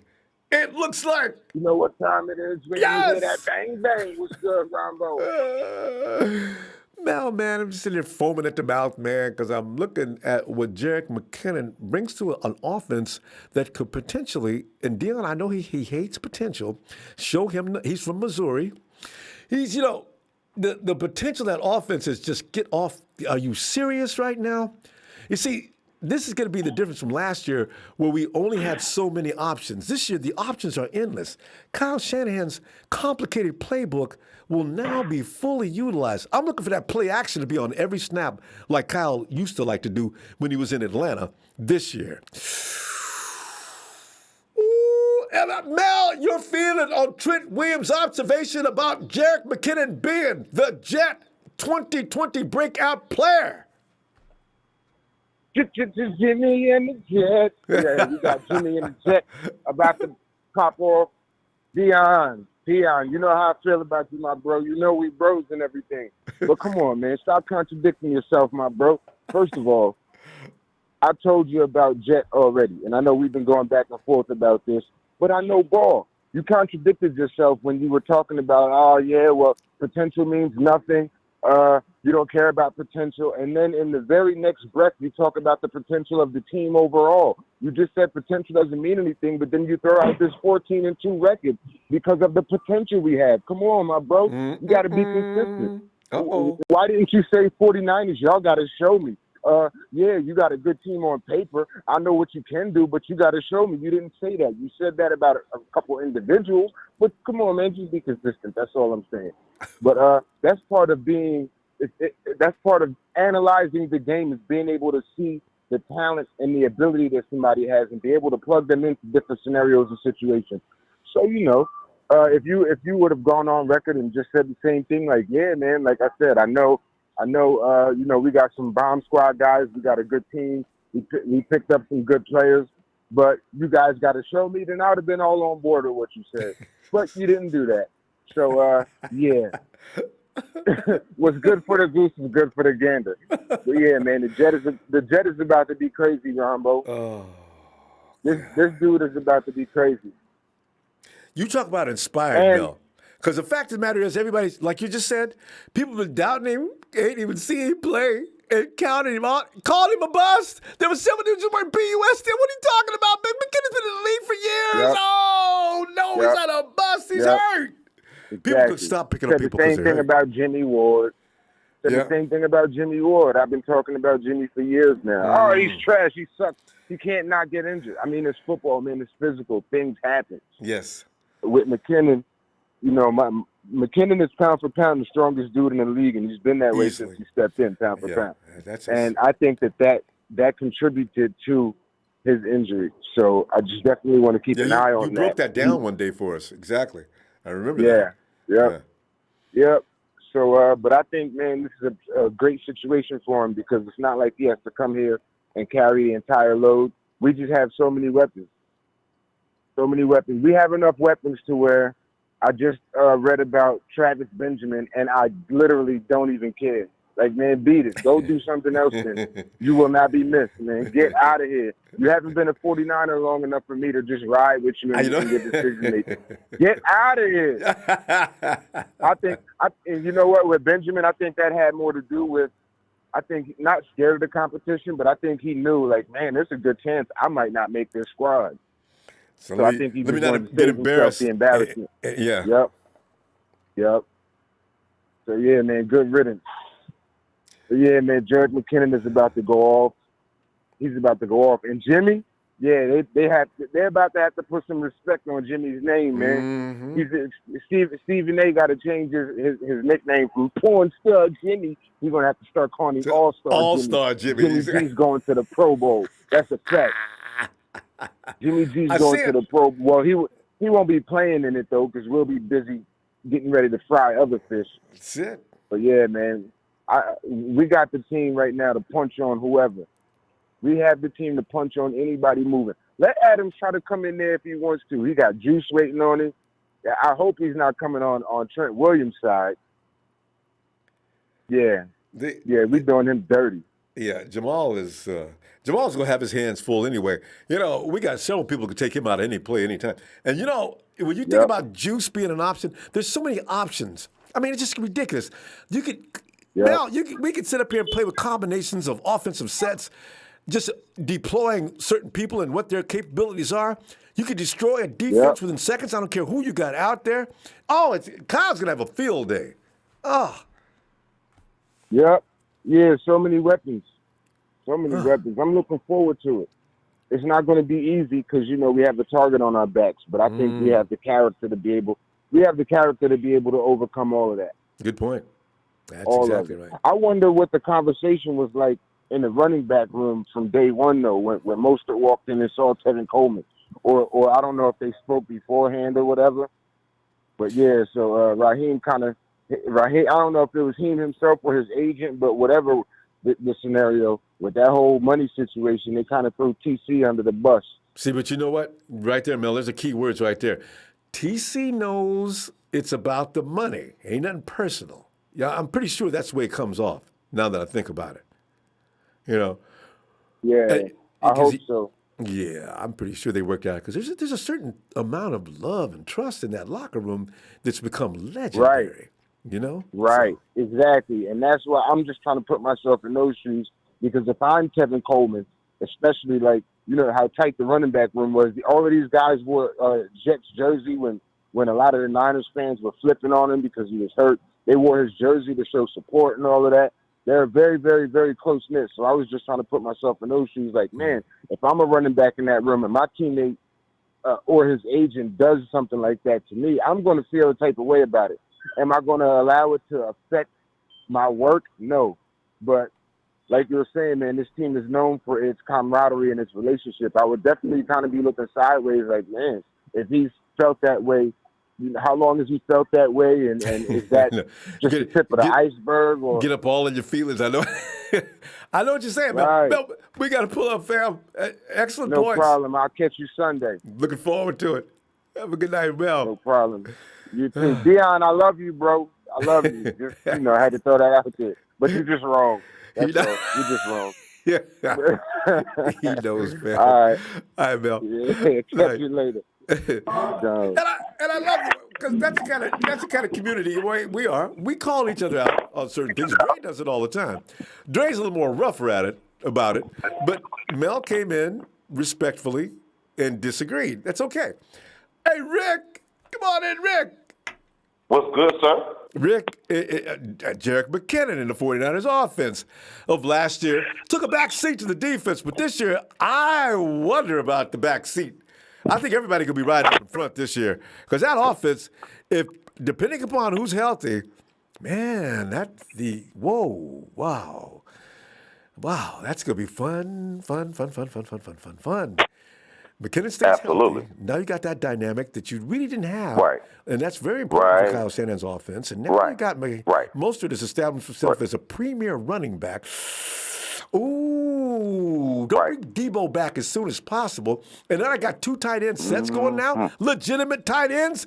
Uh-oh, Rick, get on it. Rick, what did Trent Williams? Is he right? Anything else you want to add? Go ahead. Hey, I'm going to give you a name. If McKinnon can come back, then he will give us something we haven't had since Ricky Waters. Remember? Everybody, a lot of people don't. A lot of people, a lot of 49er fans, these new fans don't remember Ricky Waters, but I promise you, everybody knows Roger Craig, but he was after Roger Craig. He was a king of the running back screen, the king of the running back screen, and we really lost a lot when we lost him after our Super Bowl in '94.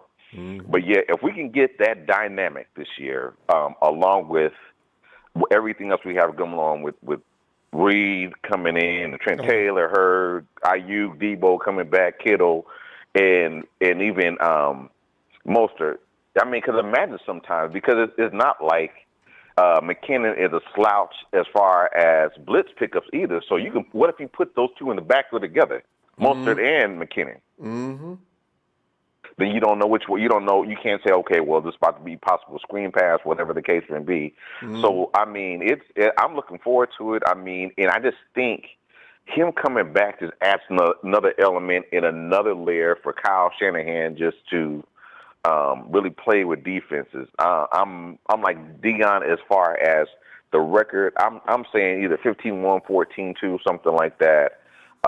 We're winning it all. I keep saying Jimmy G Super Bowl MVP, and like I said, I think we're just going to smash on everybody, man. Because this year, we'll be able to, our offense will carry more of the load than even last year because we would utilize the pass more along with our great running game.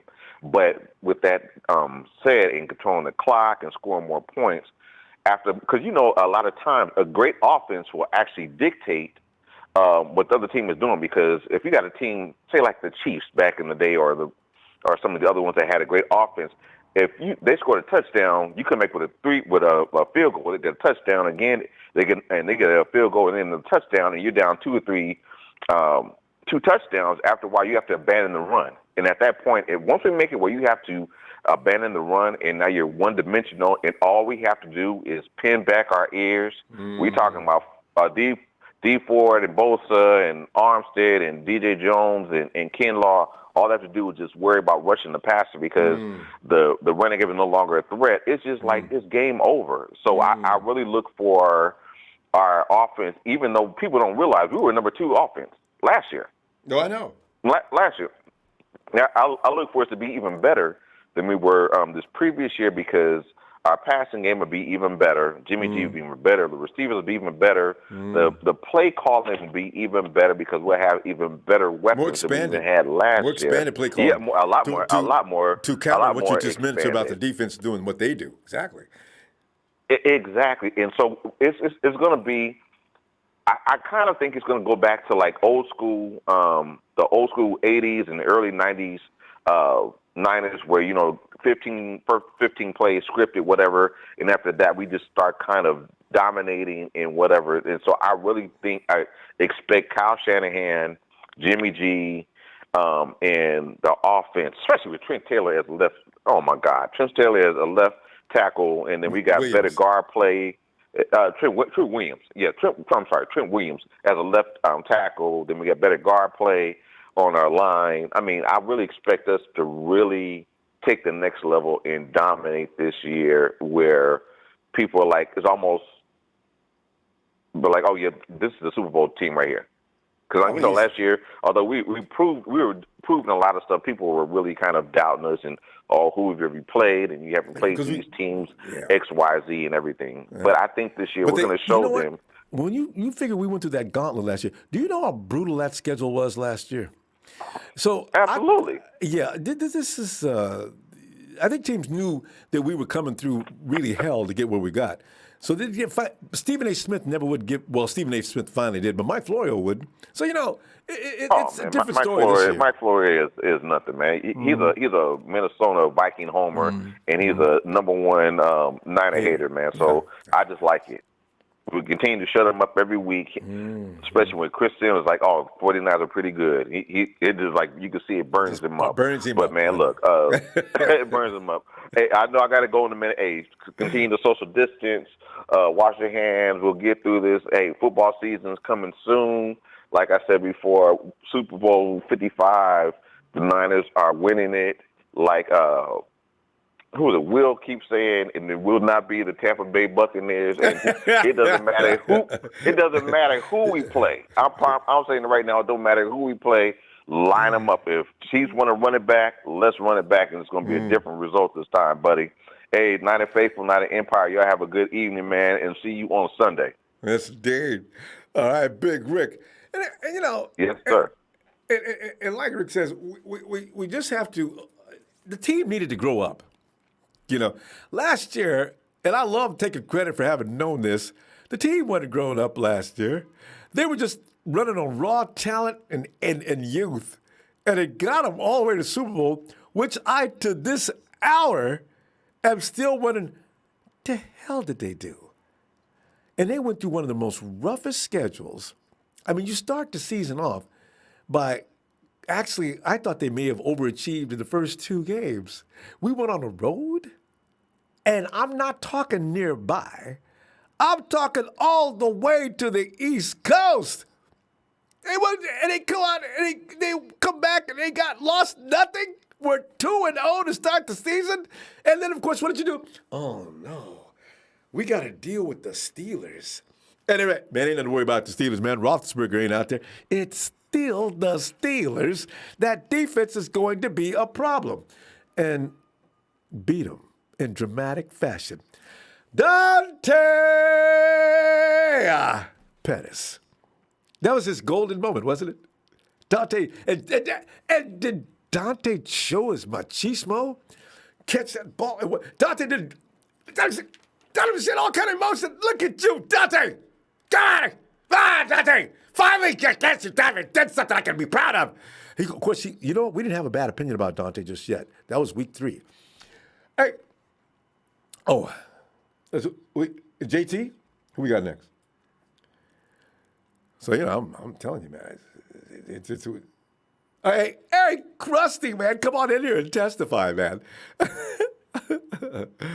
Oh, God. Hey, what's going on? Trusty, man, I tell you, if you saw Trent Williams in that video yesterday, I think everybody watched that video, did a double take. I actually thought that Trent was wearing a jacket. Then, you look closely. Jesus Christ. That's flesh. That's his arms. Anyway, Trent says his breakout player of the year is going to be Jerick McKinnon. Oh, man. What are you thinking, Krusty? Is he on point, or are you in the Dion camp of, listen, I don't want to hear about what Jerick McKinnon is capable of doing. I'm sick of hearing about potential. That's no more than I get from a draft pick. He's going to have to come in there, stay healthy, and prove to me beyond the shadow of any doubt that he is worthy of being a San Francisco 49er. That's the other camp. But, Krusty, how you feeling? Right. I just wanted to say this. I have a lot of things to talk about tonight, but I do agree with Dion. I'm on Dion's side on this one. I totally agree with him 100%. Jerick McKinnon hasn't done a damn thing. He actually took the words right out of my mouth. He mentioned everybody I was going to talk about tonight. Jalen Hurd, Trent Taylor, everybody, It's just these guys, Jalen Hurd, everybody talks about him, but he hasn't played one down in a real NFL game yet. There's a lot of potential, but he needs to show something. That's why I always keep saying if Jalen Hurd does what we hope he's going to do, Kendrick Bourne could be tradable. I know a lot of people don't like to hear that, but it's the truth. If Jalen Hurd, Trent Taylor comes through and is not hurt, where's Kendrick Bourne's place going to be? He's not going to be there. We'll be able to trade him to be able to get something back for him. My personal opinion. Krusty, was that a Harley? And another thing is, was that a Harley? That was a Harley that just drove by. I know a Harley yes, sound. Go ahead. I watched both. I watched the Trent Taylor or the Trent Williams one, and yes, and I thought that just like my first thought was, damn, that dude's biceps are as big as my thighs. So, Jesus, what's he wearing? That's his arms. Oh, I was amazed. But what really stuck out to me more is the Nick Bosa interview. I got a kick out of that. He talked about Javon Kinlaw at the very end of his interview, and he talked about how Javon Kinlaw didn't even seem like a rookie. Like he had already picked up everything. He seemed like he had been on the team already. He's already a vet. And not only that, the fact that he said, after seeing Trent Williams right before, is the biggest man he's ever seen in his life. See. And that's talking something since he's playing on a line with Buck and Eric Armstead. And he's got Trent Williams there too. So to sit there and hear him say that Javon Kinlaw is that, I can't wait that to see him already standing amazes next. me. It already gives me so much. To look forward to. I want to see them standing next to each other. That's the first thing I thought about too. What does Javon Kinlaw and Trent Williams look like standing next to each other? That's got to be frightening. A lean version of Trent Williams, probably. Nick says he Because I've moves like seen a that guy. linebacker. When he said that, so that means he's moving like cat-like quickness and everything else. At that size, oh, talk about getting out in space and clearing ground. Woo! Right, exactly.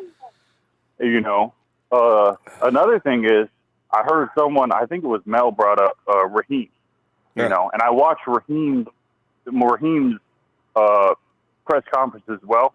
You know, it actually bothered me a little bit because right after he had just done the thing that he did at Tevin with the whole contract stuff, he came out and he said, "I'm the starting running back." First off, he's still saying it. Raheem never started a game last year. Yeah. Whose job was that? Tevin's That was job. TC. Yeah. So now he's going after Tevin a second time by saying that he's taking his job from him. You know, so it's kind of like, are you trying to cause problems? What are you doing? You know, you guys work as a committee. There is no starting. There's no anything. Tevin goes in and starts the game off mostly because he's the pounder. He goes in there and beats everybody up, and then Raheem comes behind, and he does what he does. You know, but could Raheem do that from the start? Maybe not. We don't know. Yeah. We don't know. And another thing we got to think about, last year when Raheem did the stuff that he did, who was the left tackle? Joe Staley. It's Trent Williams now. You know, who was the guard? Parsons was the guard during the run stuff. You know, we don't have him anymore. We have somebody else. The O-line is different. It's not exactly the same. So we can't sit there and think Raheem's going to do the same thing. Tevin Coleman might have the year that Raheem had last year this year. Jerick McKinnon might have a really great year too. But we don't know because our offensive line is different. We can't sit here and just say Raheem's going to be this, Raheem's going to be that, when we haven't seen nothing yet. There's potential. That's right. There's potential. But until we see anything, there's nothing. And like I said before, Raheem's done it 1 year. We don't know if that was just something that Raheem was able to blow off last year. I hope he does it again, you know, so that we have the ability to sit back and say, he is our running back. He can be a starter because I can't say that right now. I can't. No, not until he proves it. Yeah. So but there you go. The thing is, go ahead. Is he going to still be a gunner? Is Raheem still going to be a gunner, or are we going to replace him? Because he is the best at that, and he never gets hurt from that. I wonder. That's a good question. That is a dang good question. Question, we're out of time now, though, but that is something to contemplate. Question, let me see you Sunday. Good stuff. Yeah, absolutely. You'll see me Sunday. All right, fam. Night, Krusty. All right. Night. So Krusty and Dion are still men in waiting. They didn't say they didn't have any faith, but they are saying on behalf of Trey from VA, we're way too cute and cuddly, and you need Krusty and Dion to come in and calm the party down. Okay, open the door so they can leave the party now, please. JT! What's up, Ronbo? JT, man, we're sitting up here figuring from Trent Williams, and other people have said Mostert, Trent Williams, Jimmy G's all pumped up to see Jerick McKinnon return to the Lamb. His triumphant return shall be laden with nothing but pure success. Why? Because Kyle Shanahan's going to set things up so when you throw that ball, it's going to be a strike down that alley every time. JT, are you excited about Trent Williams' prognostication for Jerick McKinnon? Oh, I absolutely am, and I'll tell you why. All right. I could already see all the jet sweeps we're gonna provide for Jerick McKinnon, like kind of like how Minnesota did. We're gonna have some good packages for McKinnon. Not only that, he's a receiving threat. Extremely. Yeah, we're gonna see him come off because he's been rehabbing for the last 2 years. So he's gonna come in fresh, and he's gonna come in real fresh legs. And he's got that ability to catch the ball out of the backfield. And JT, you remember that game a couple of years ago, first year when Shanahan came, 2017. Remember that preseason game?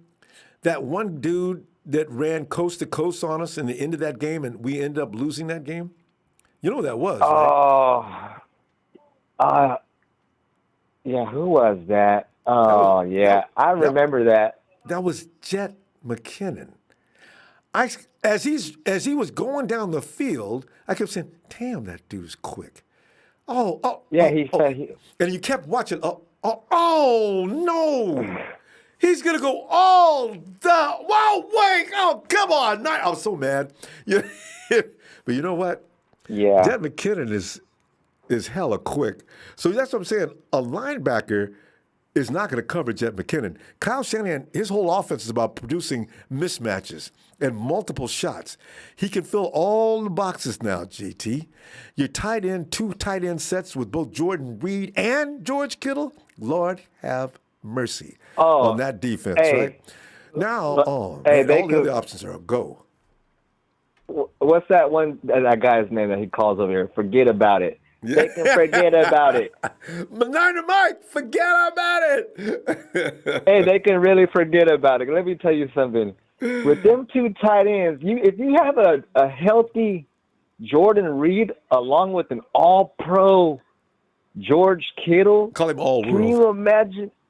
Oh, it's going to be ugly. And then you got a 3-headed monster with Jerick McKinnon, freaking Raheem Mostert with the speed. That's the speed and thunder is Raheem Mostert right there.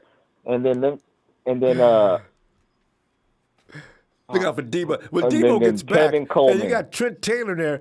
If nothing else, Trent Taylor's going to be open. If Jimmy's going to go for the home run if he wants to, but McKinnon's, whoever's on him is going to get beat.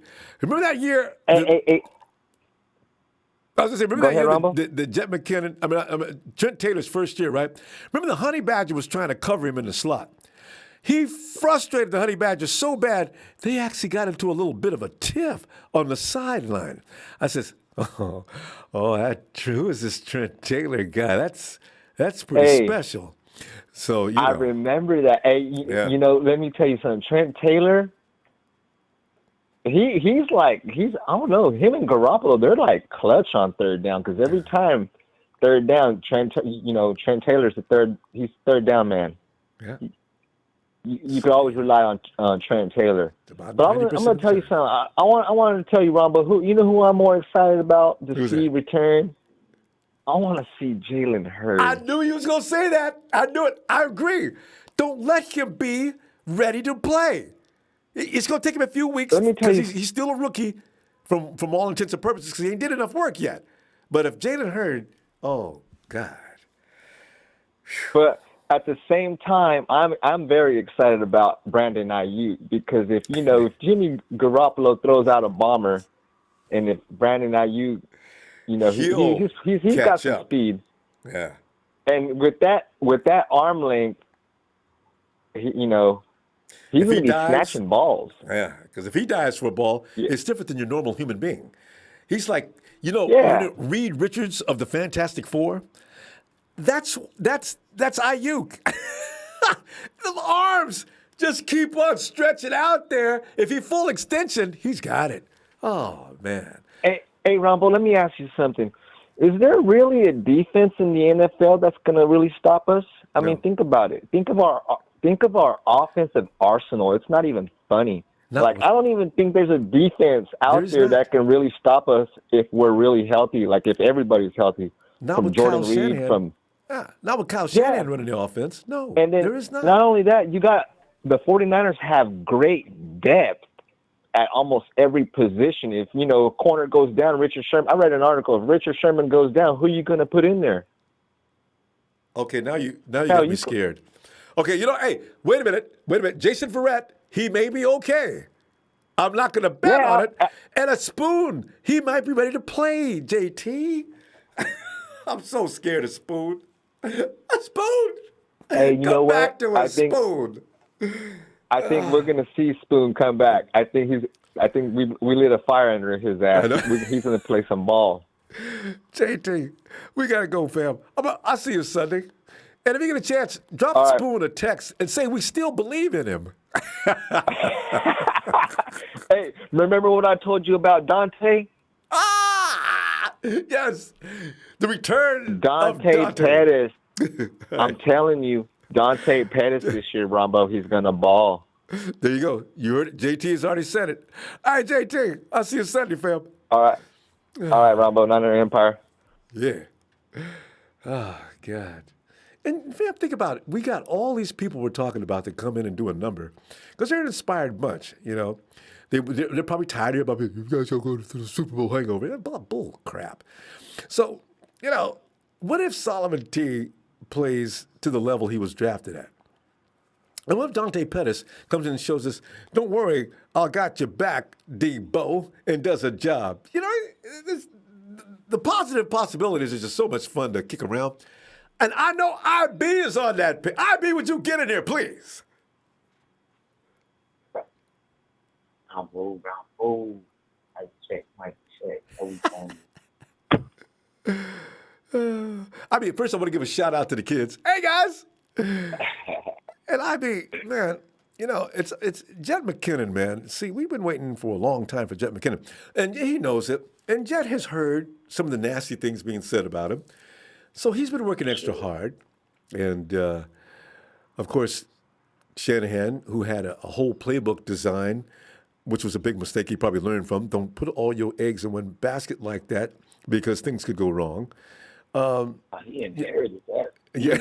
You know, he's not going to do that again, but he is ready. He's going to pull out that old playbook that he had that he never got to use for Jerick McKinnon, I'm pretty sure.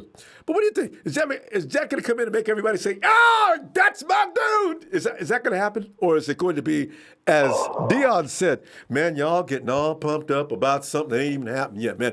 I love me some potential. I love what he brings to the table, but I'm not going to say nothing good about this dude until he comes out and puts some yardage down on that stat book. What do you think, IB? Where you at on this? Man, you know what Dion said, what a lot of us last year and a half. Right? But IB, you're breaking up. I'm not getting a clear shot. You hear me? Go ahead. Keep going and see if it works. Yeah. Well, I mean, but the way Dion said it, I can't agree with that. Because, you know what I'm saying? I don't know. I feel like I'm watching this kid's rehab, and his rehab is great. Like, he looks phenomenal. He looks better than he did last year. You know what I'm saying? So, but, you know, you have to question the possibility of him getting hurt. And I can't knock what he said about Taylor and Hurd because, honestly, I said the same thing. Now, but I don't want to be that person that has a negative outlook as far as my team. You know what I'm saying? No, it's okay though. It's okay as long as you can emphasize your point and make it understandable. As long as it doesn't reflect hatred. Dion's not hating. He's just pointing things out, and you got to buy into it. Him and Krusty. So you know. I agree. Like I said, I agree with a lot of things that Dion said. To be honest with you, I just said, me personally, I wouldn't have said it like that because I'm assuming that, you know what I'm saying, this is the year that we finally get it together. You know what I'm saying? I kind of look at everything from a perspective of last year. What you saw at the end, what you saw in the Super Bowl was the little bit of immaturity that our team has. You know what I'm saying? We could do this. We could do so much of this on offense, and we could do so much of that on defense. But when it came down to crunch time, that was when it came down to crunch time. We've seen it all year long. In games like against the Vikings in the playoffs, we should have killed them. offensively. It shouldn't have been that close at all. You know what I'm saying? I mean, we've let teams stay close like that offensively all year long. And winning games in the fourth quarter. Yep, true. Yes. I mean, defensively, we've all said it. Defense has held us down all year long. For the last 2 years, to be honest. You know what I'm saying? So now I think, I don't know who said it. I think everybody has said it, honestly. What we have now is, it's going to be crazy to even say it. It's going to be better than last year. And I gotta stay confident, and that's why I can't say it the way Deion said, because I'm that confident that this year, realistically, like Phil has said, you know, if we look at how we can monopolize off of the new settings, like bring players in and out week to week off of the practice squad. Bro, I mean, they we don't know what they can practice over there. So we can utilize this the right way. This can be another rookie season for us, but it'll look like it's something that we've been doing. You know what I'm saying? It'll look like a Shanahan system that we're not used to. And I truly believe that. If we can get this screen, if we can get, McKinnon or whoever it is, you know what I'm saying? The running game, if we can get it under control with the passing, it could be crazy. It could be real crazy this year. We could see points that we had seen glimpses of last year, like the Panthers game. We could legitimately see 30-point games, 40-point games every year. See, easy. Because I mean, you know, if the Falcons' offense that Kyle Shanahan was running 2016? What if they're the seventh most offensive productive team in NFL history? I see now what Kyle Shanahan is assembling. This is his machine. He didn't put the Falcons together, even though they did have a great offensive lineup there. But this team, from top to bottom, is actually more equipped.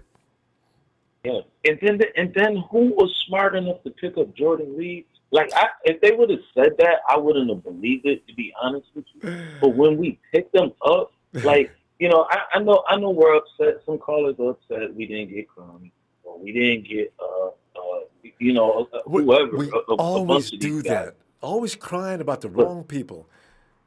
And this guy right here, this could be a key aspect to our team. Like, this could make, and you know what? I'm gonna go back a couple weeks, and I don't know who the caller is. They can say whatever they want, but I do believe it is contractual.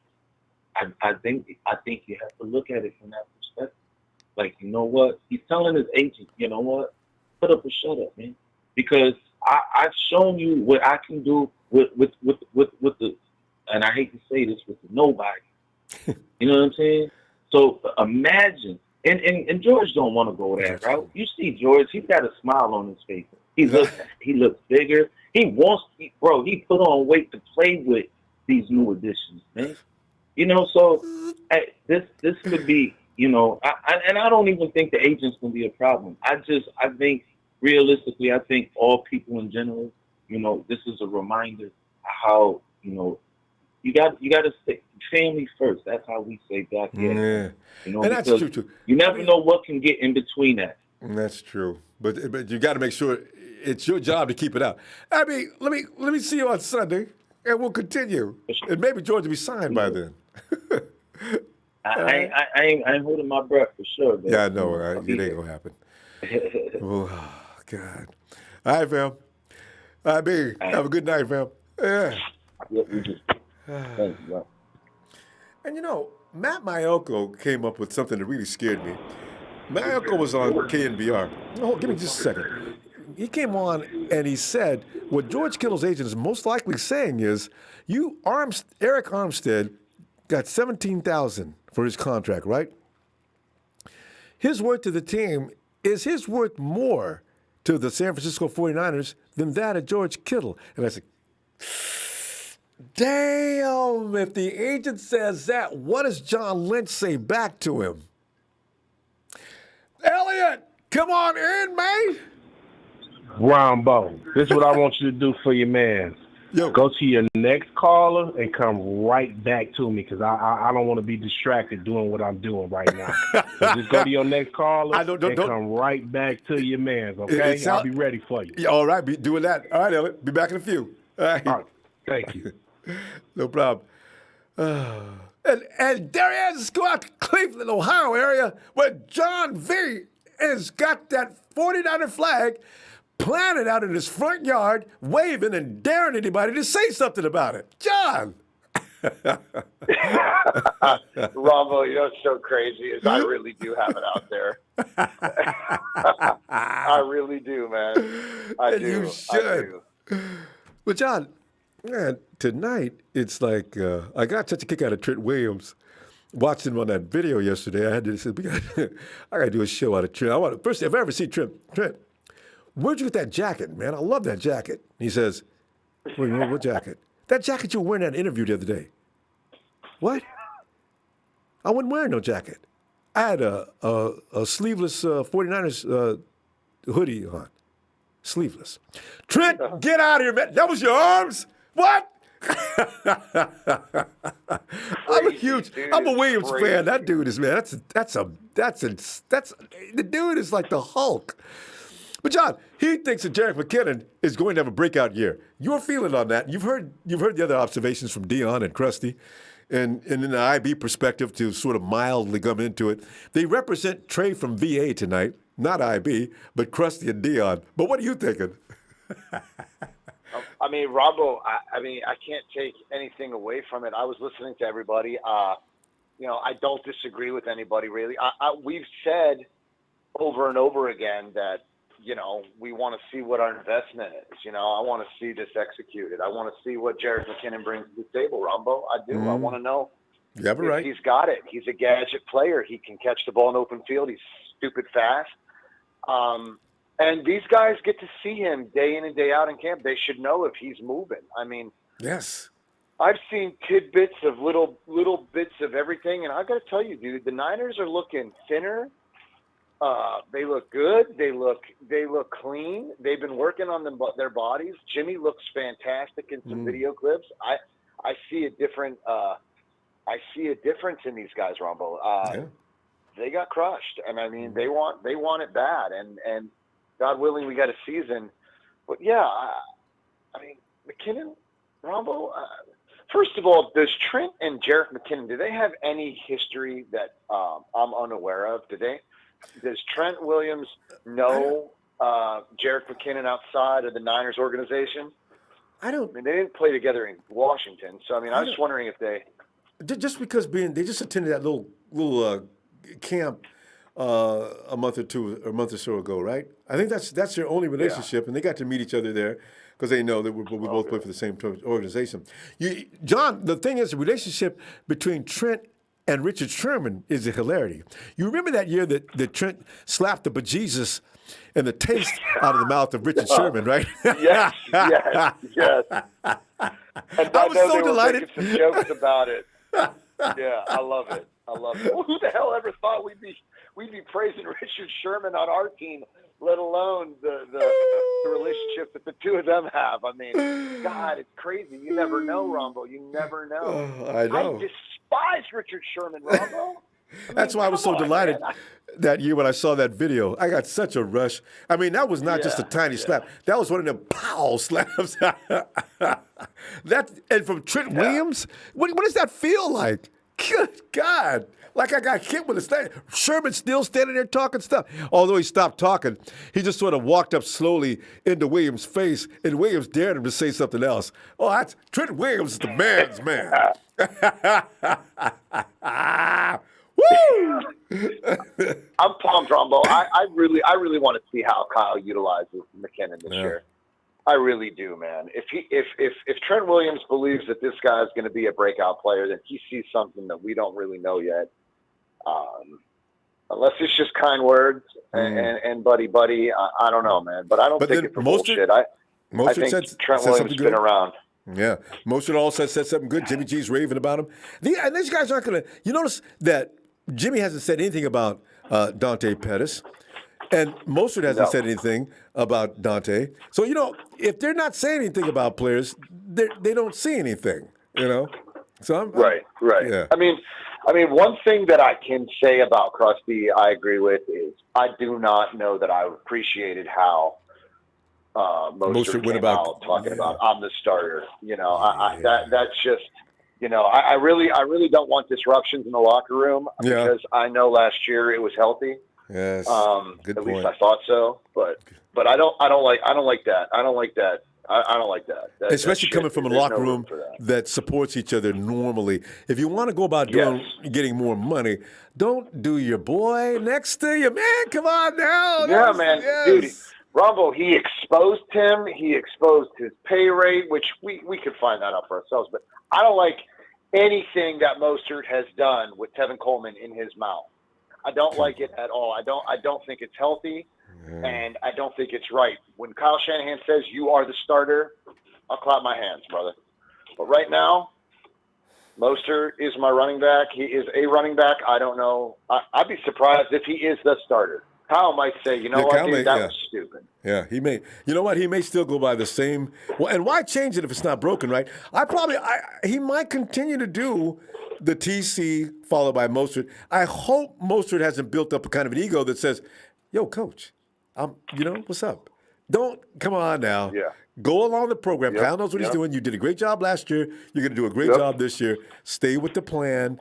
Have faith and trust. Come on now. That's what we do." I mean, Coleman wasn't 100% healthy, Ronbo, going in. So I want to see a healthy Tevin Coleman, Ronbo. I want to see 100% healthy Tevin Coleman. And then, and I tell you, if he is healthy, for the shit that Mostert pulled, sitting up there saying, I'm the starter. Yeah. No. Could be interesting. No. Yeah, we're going to see. Didn't start. He did not start one game as a starter, man. So we'll see, Ronbo. We'll see, my man. And, you know, and just really like all I got, man. And just like in the NBA, when I remember watching the Lakers and Phil Jackson, you know, he had people that started, but they didn't finish. It's who finishes, who actually is the man. Mm-hmm. You know what I mean? So that's what Mostert needs to look at that and stop worrying about whether you start or not. Just worry about your position and role on this team. John, good stuff, man. I'll see you Sunday. All right? Brother, I'll be there, Ronbo. You know it, my man. I appreciate you for everything you do, my man. Take care of yourself. Thanks, and John. be safe. And you too. Safe. All right. My man. John. Good night, brother. Thank you. Let's go to Ellis. What happened to Elliot? Ellis.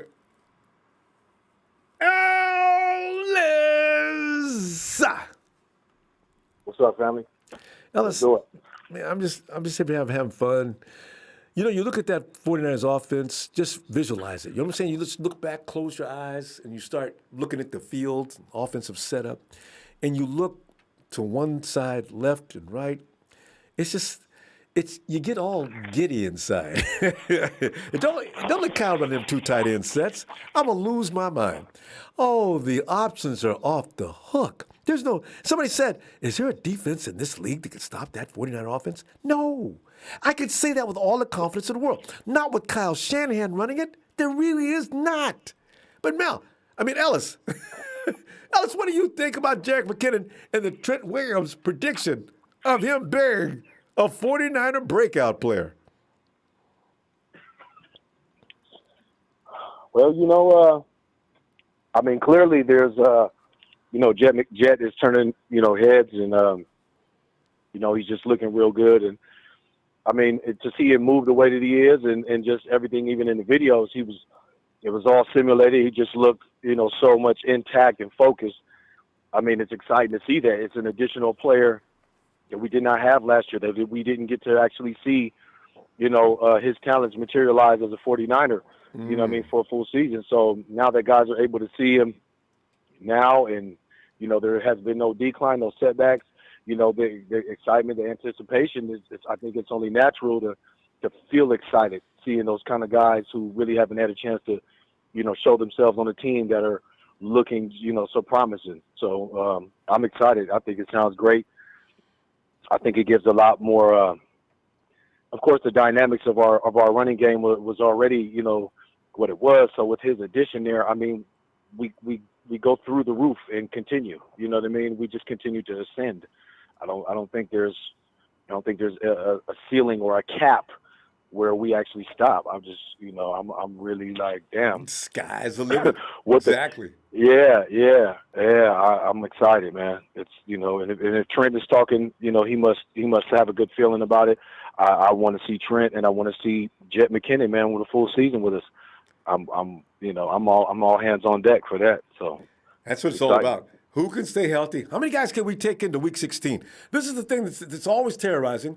Last year, you know what happened, and we lost a lot of guys and key figures on that defensive front line, which diluted it a little bit, and it wasn't as devastating as it had been early in the season. Because you remember, Ellis, if you got 20 points on the 49ers in the first 5 or 6 games, you just got blessed, So that's why I want to see that again this year. Yeah, I mean, man, and we're stacking on the defensive side. We got that guy, we got that linebacker from from the Cardinals, and we got was it Deion Jordan now, and these extra pieces to the puzzle to give us some depth and some which was what we benefited from last year, and what we had above all teams is our depth. I've been saying that, and I mean, we're seeing it. And, you're hearing guys just talk about the overall depth, how, I mean, our second string guys are first stringers.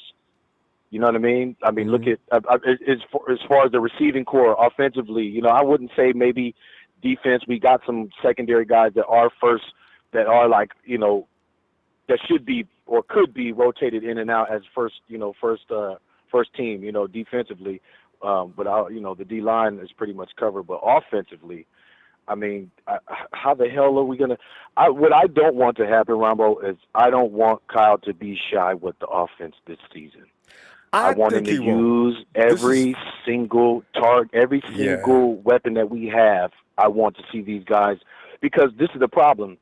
We don't want to be predictable. We don't want people to be able to already dictate, okay, they're going to go to George, it's going to go to Debo. No, now we have, 5 extra guys or more that we can cycle in, and that they all need to be, worried and concerned about. If we do double tights and we got Jalen Hurd and Trent Taylor, out there on the receiver, or have Kendrick on the other side by himself on the island.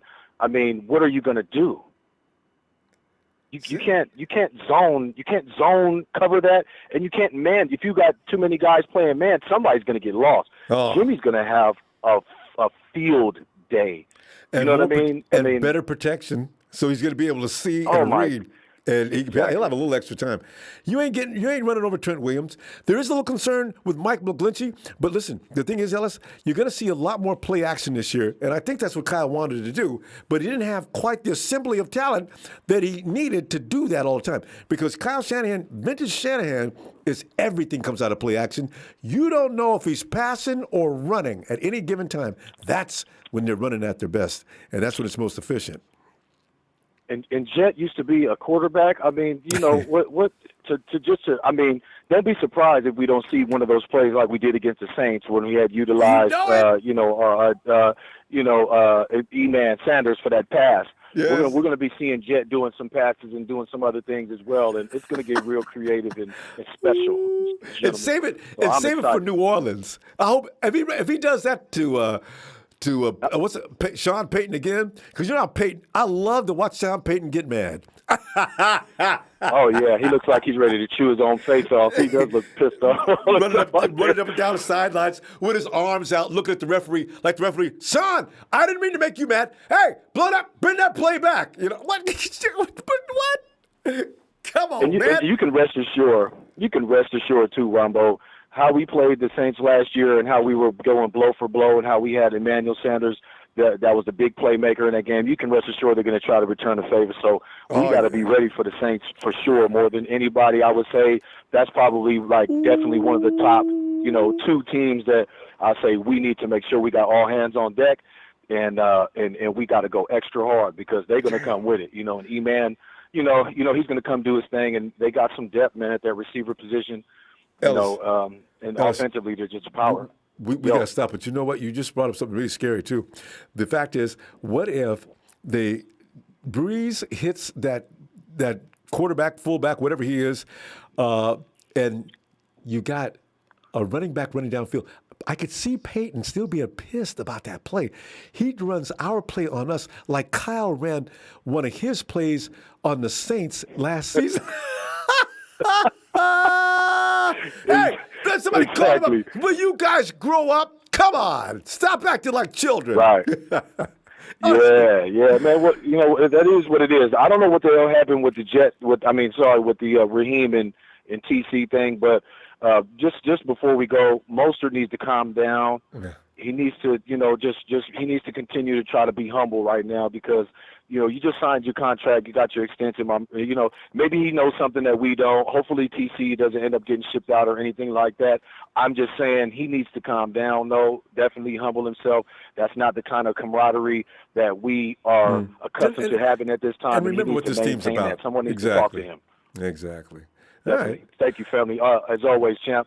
And make sure y'all download that Ronbo Sports app, man. Hit the like, subscribe. Yeah. And thank you again, fam, as always. Thanks, for the Ellis. platform. And I'll let you on Sunday. Looking forward to it. All right, Ellis. Night, fam. Respect. Peace. And we'll roll back to Elliot. Elliot! I'm right here with you, my guy. Hey, I was listening. I was listening to thing that tell you when you muted it. It was funny because it said, "Don't feel bad about yourself." Wait, Elliot, what were you doing? No, I was getting things together in the house and I was doing something, so I was like, I don't want to be distracted. I want to be able to sit in my chair and talk to you with my cup and be, all the way there with you. You know what I mean? No distractions. That's all. But what was that you were doing? Did you just describe?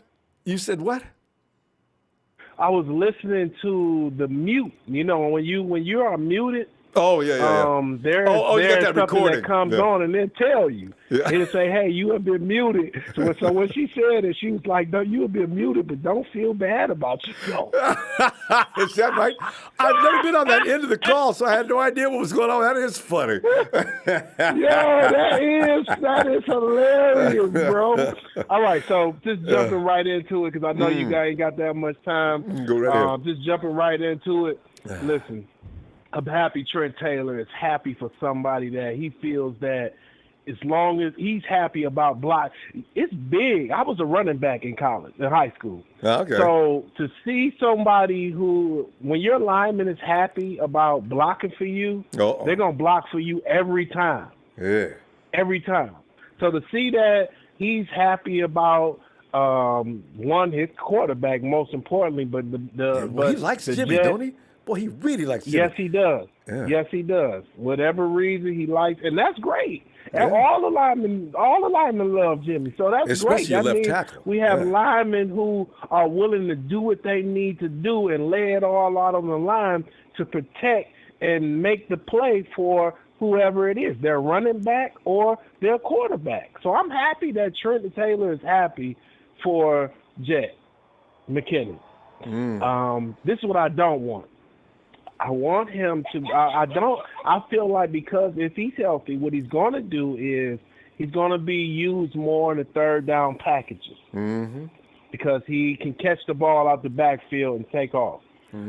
I don't want him to make Jeff Wilson expendable. I want him to make sure he makes Tevin Coleman expendable so we can get something for him and get him the hell out of here because we do not need Tevin Coleman. I don't care what nobody says that's on this line, how much they love Tevin Coleman. We do not need Tevin Coleman, okay? I'm a big fan of Jeff Wilson. I think that he has put in the time and work and effort to be on his team, and I want to see him have the opportunities necessary to make contributions. I tell you, I got to agree with you on Jeff Wilson, though. Ellie, you know what? When it comes to a north-south runner, Jeff Wilson is actually the best we got on that squad. If we're 6 yards out from the end zone, I wish Kyle would call him in every time. Because they stopped after the Arizona game. Yeah. Did you notice that? They stopped at the Arizona game where they finally stopped. They was using him between a yard and two running off the right side tackle or in between the right side tackle and guard every time for that touchdown. And they stopped them that one time, and all of a sudden they just stopped using them for that reason. I don't know what happened. That's Kyle. Kyle overthinks things sometimes. He's so smart. I think sometimes every now and then he outsmarts himself. If Wilson is capable of doing that, then keep running that. You like to do things until they don't work, then why not stay with Wilson? That was a money play for us for a minute until we played Arizona. That was a money play. I don't know how much Wilson weighs. They was making touchdowns. They was like, they only got stopped that one time. And next thing you know, it seemed like, they're keying on that. They've been watching film. Let's go ahead and go elsewhere and do other things. And they stopped running that play for Jeff Wilson. And the best thing Jeff Wilson can do is catch a pass out the backfield and run for that touchdown to win the game. Yes, indeed. But I want to say this to one of our callers that was in. This just in. I'll be listening. This just in. Yes, the running backs we had that were crap. 1990 and 1991, Dexter Carter. He put up less than 1,000 yards in 3 seasons. 92 I understood because we got Ricky Waters, but for you to just get 9 yards even as a starter and then turn around and be a backup, that is shameful for you. So then that is one. 1995 and 1996, we had Derek Lavelle weak ass. I hated him. Here come these names that you've gotten over. All levels. He was one of the reasons why we lost against Green Bay because he fumbled that pass that we threw out early in the game to him. So Derek Lavelle, I did not. And we had Amp Lee the 96 year along with Derek Lavelle, but Amp Lee just either he couldn't stay healthy or he just wasn't what we wanted because he came from Minnesota. He was decent, but he just couldn't cut it. The best of the worst that we had was Kevin Barlow in 2003 and 2004. These guys. He put up 1,000 yards in 2003, but he did not put up that same 1,000 yards in 2004. He came like 178 yards short of doing so. So, yes, we have had – I've seen us have running backs who they just couldn't cut the mustard the way that the run. But what I have not seen is us have a plethora of running backs who, if we don't have one, we can do this with another and manage and do well throughout the season. Have confidence in these running backs the way that we have now. This is the best deep team that we have at all positions that we have ever, except cornerback at least.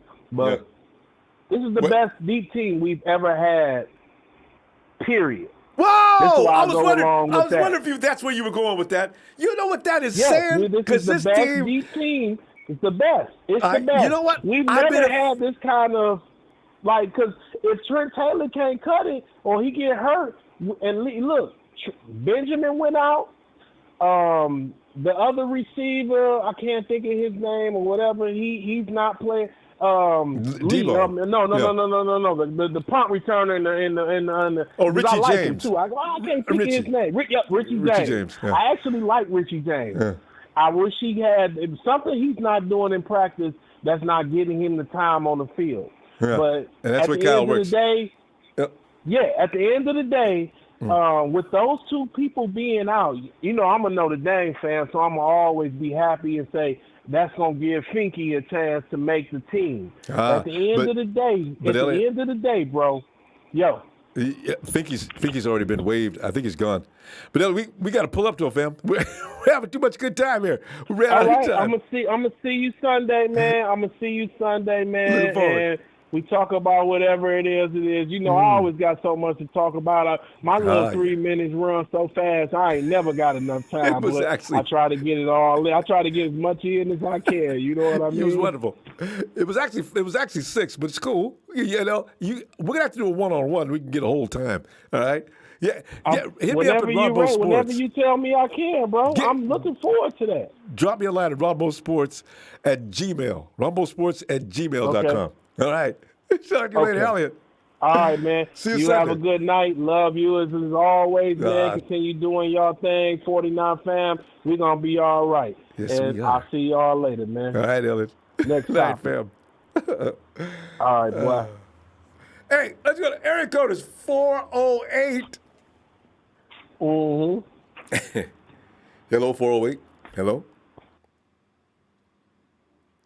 408. We have a 408 that gets in contact with us often, but we just don't get to talk to him. By the way, if you're calling in, you can still listen to the program without getting on the phone. You just listen to the app if you're using the app. Hayden. Hey, Ronbo. Hey, Hayden.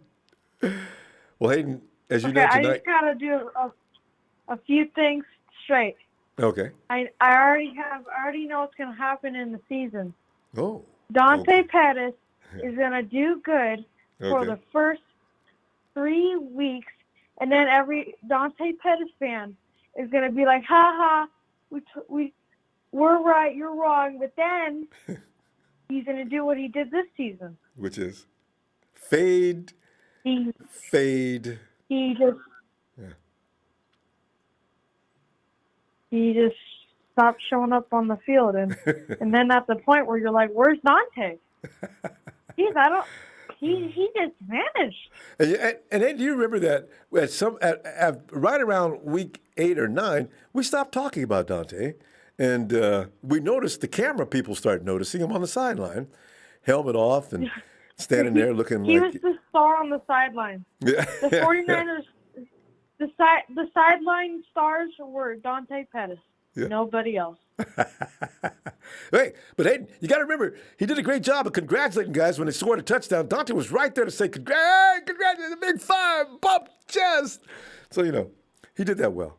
He's going to be, but Hayden, this is going to be the year. But Hayden, meanwhile, Jerick McKinnon, we've not had a chance to see what the McKinnon man is made of yet. We know he's a good player, Yeah. from his days in Minnesota and how he burnt us to death on that coast-to-coast return in 2017. But now he's our guy. Kyle Shanahan's going to have a guy. Jimmy Garoppolo says the guy thinks like a quarterback because he is a quarterback. He runs routes just as good as anybody else, and he's just got a good feel for the So we're gonna see what he does because now Hayden, this offense if he's as good as Jimmy says he's going to be, that offense just went to another level. Yeah. Is Trent Williams right? Is he going to be is he going to be a breakout player? What are you expecting? I expect him to do good. And that's it, just good, not excellent. At least, hold on. Yeah. At least there's no preseason game for him to get hurt again. I know. I thought about that too, Hayden. Not only Jerick, but none of our guys are going to get hurt in preseason. You know what really worries me though, Hayden?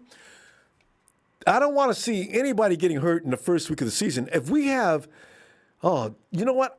I'm not going to say another word about that. You talk these things into existence.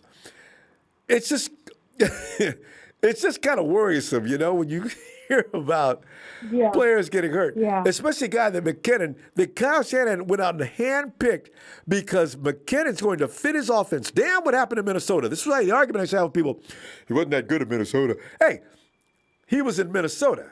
Whoever was in Minnesota was not the coach that Shanahan is.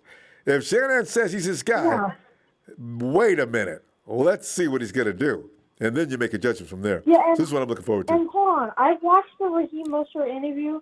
Yeah. Raheem, I love you to death, but slow down. You don't know. I mean, if he already knows, he would probably, I don't know, but just slow down. Yeah. I really hope that the locker room is not going to be all, I at some point they are going to confront him about that, I suspect. He's going to walk through the locker room, and somebody's going to make a joke like, whoa, here he comes, His Highness, Mr. I'm number one. But you laugh and joke about it, But then he would probably turn around, come on, man, you got it, man. Y'all know me, man. I'm just trying to get paid. Come on, man. hug and everything. You got to make up for that though. Hakeem has got to realize you're right. Like everybody's saying, dude, be careful what you say. It could come back to haunt you.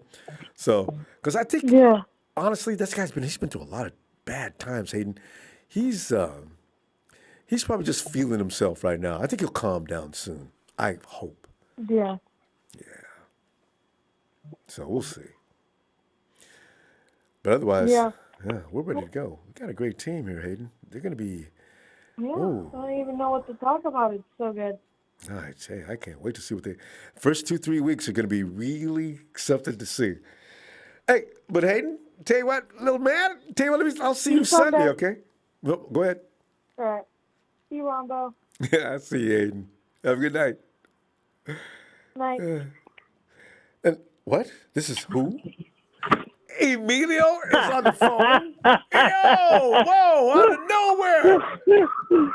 Emilio, what's up? Hold on, you got me choking. I see your name flash up on the monitor. What? Emilio? Hey, Emilio, have we talked since the Super Bowl? Because a lot of dudes went into like fetal position. Like nobody could believe that they lost that Super Bowl, so they couldn't even talk about football. I've had people send me mail. Hey, Ronbo, man, I've been checking y'all out, man. But I can't talk, man. I can't get over that Super Bowl. I was a lot of people feel that same way. Don't worry about it. Go ahead. We did talk a few times, but it was just getting to the point where like, all right, Ronbo, there's nothing to talk about. We're in a pandemic. We can't go nowhere. I mean, yes, we had the draft, but after that, I was like, there's literally nothing to talk about. Yeah, after the draft, it just fell apart. I'm like, I have nothing to say. It doesn't matter. I just called to say what's up, because I still don't think we're going to have a football season because players are still opting out. So I don't know. Like I said, I don't know what's going on. I think, is there a deadline for opting out? I don't think you only got a little while longer to opt out. But something, Emilio, have you noticed that no first-string players, people are getting paid big money, ain't nobody opting out? No, I mean, I've seen the bigs. I've seen the all of a sudden, we only got like 2 or 3 players out on our team. I forgot one team has 8 players that out there, but no, maybe the Patriots, which is very odd. There's some teams. Is there a team with 8 players out? I didn't even know that. Yeah, there is. I saw it the other day. I was like, gosh. Each team had like 2, 3, 4 at the most, but one team did have 8, I think. But I can't remember what team it was. But when you got an 80-man roster, you need to be careful opting out. You need to worry about your family first. But 80 players means I'm going to replace you with one of these dudes that I was going to cut that I thought was a good player, but I couldn't keep him because of you, So it's kind of a risky thing to do that, because next year when you come back, even though they'll say your decision last year had nothing to do with it, but this dude, I'm not going to cut him. So I'm going to put you on waivers. It's risky. Oh, no, like I said, I've been paying attention here and there. It's like, what's going on with our team? But I was like, when is the season supposed to start? I don't even know when the season's supposed to start anymore, since we don't have preseason anymore. I know, right? They're going to go right into the season. September, second week of September? The first week of September, like always? First week. It is the first week? I forgot which game. But yeah, they're going to, it's soon, Emilio. I'm talking soon. So that means I really got to jump back in, because I was actually jersey shopping earlier. I'm like, man, I need a new jersey because I don't know what's going on. And finally, I was like, you know what? I'm about to get me a Kinlaw jersey. Oh, there you go. I was getting ready to ask you, what jersey you looking at? Boy, that Kinlaw, according to what Nick Bosa says, looks like he's ready to roll. I'm worried about him because, like I said, he's coming out of school. Is he ready? He didn't have no chance to get ready. So we ain't got no choice, dude. Well, yeah. As soon as our first game of the season starts, he ain't gonna start. It's gonna happen. He ain't gonna start though. From the word in the grapevine is Solomon T is gonna get his opportunity. They had him gain weight and told him this is his last year. You know how that goes, Emilio. Once you tell a player this is his last year. Like I said, I didn't think Kinlaw was gonna start. It was the slight chance depending on Solomon T, but I was like, this year, that's why I was kind of when we got Kinlaw, I was like, why we get Kinlaw if we still have Solomon Thomas? Knowing he didn't do so good the previous year, but when we looked at Armstead only had one good season before before this other season. He kept getting hurt. He wasn't getting his sacks. He would miss tackles. So that's why I was like, well, give Solomon T a chance. Now he has Solomon T. Good thing we did get Kinlaw, but yeah, at this point it's do or die for Solomon. Tell you. And I want to see what he looks like size-wise. Emilio, did you see Trent Williams yesterday on that presser? I saw a quick thing. I didn't pay too much attention. Like I said, I haven't really, honestly, not been paying attention. So I'm gonna start getting into it now, knowing that usually I start paying attention when preseason's about to hit, but since we didn't have no preseason, I was like, whatever, I'll wait. But I guess since it is August, I'm gonna start really paying attention to what's going on, start watching interviews and whatnot. So that's why I gave you a call. Like, well, it's been a while since I've been on Ronbo. Catch you up, right? And football season's finna start. So I was like, well, let me get on there for quick, just to, at least to say what's up. You know, it's we got such an offensive machine now. I mean, we just have to see how it works. You know how you go out to the parking lot, you go out various new car lots, and you look at your car. Ooh, hey, pop that hood for me. Let me see what you got.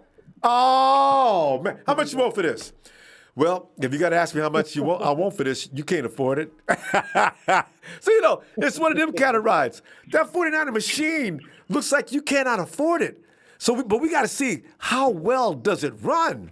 And that's what I'm thinking about now. Because you got Debo. You know we got to wait for Debo. He says he's going to make it back for opening day. I don't think so, though. So we probably get Debo maybe in week 4, I guess. In the meantime, you got Jalen Hurd. You remember him, right? Yeah. You got Trent like Taylor. At this point, like I said, I just got to look into, just start paying attention more. Like I said, I honestly haven't. I'm like, just noticing stuff, but other than that, reading articles and we picked up where we let go. And other than that, like I said, I need to start maybe this next week. I'm going to start really paying attention more. I just really haven't. Like I said, there ain't shit else we can do but stay at home. That's it, you know. We got one problem, though. And I know you like defense like I do. Ronnie Blair they say he's ready. I got to see it. Because you know how tough he can be. The rotation on that defensive line. Because you know it slowed down toward the end of the season last year because of too many guys out. And they got tired.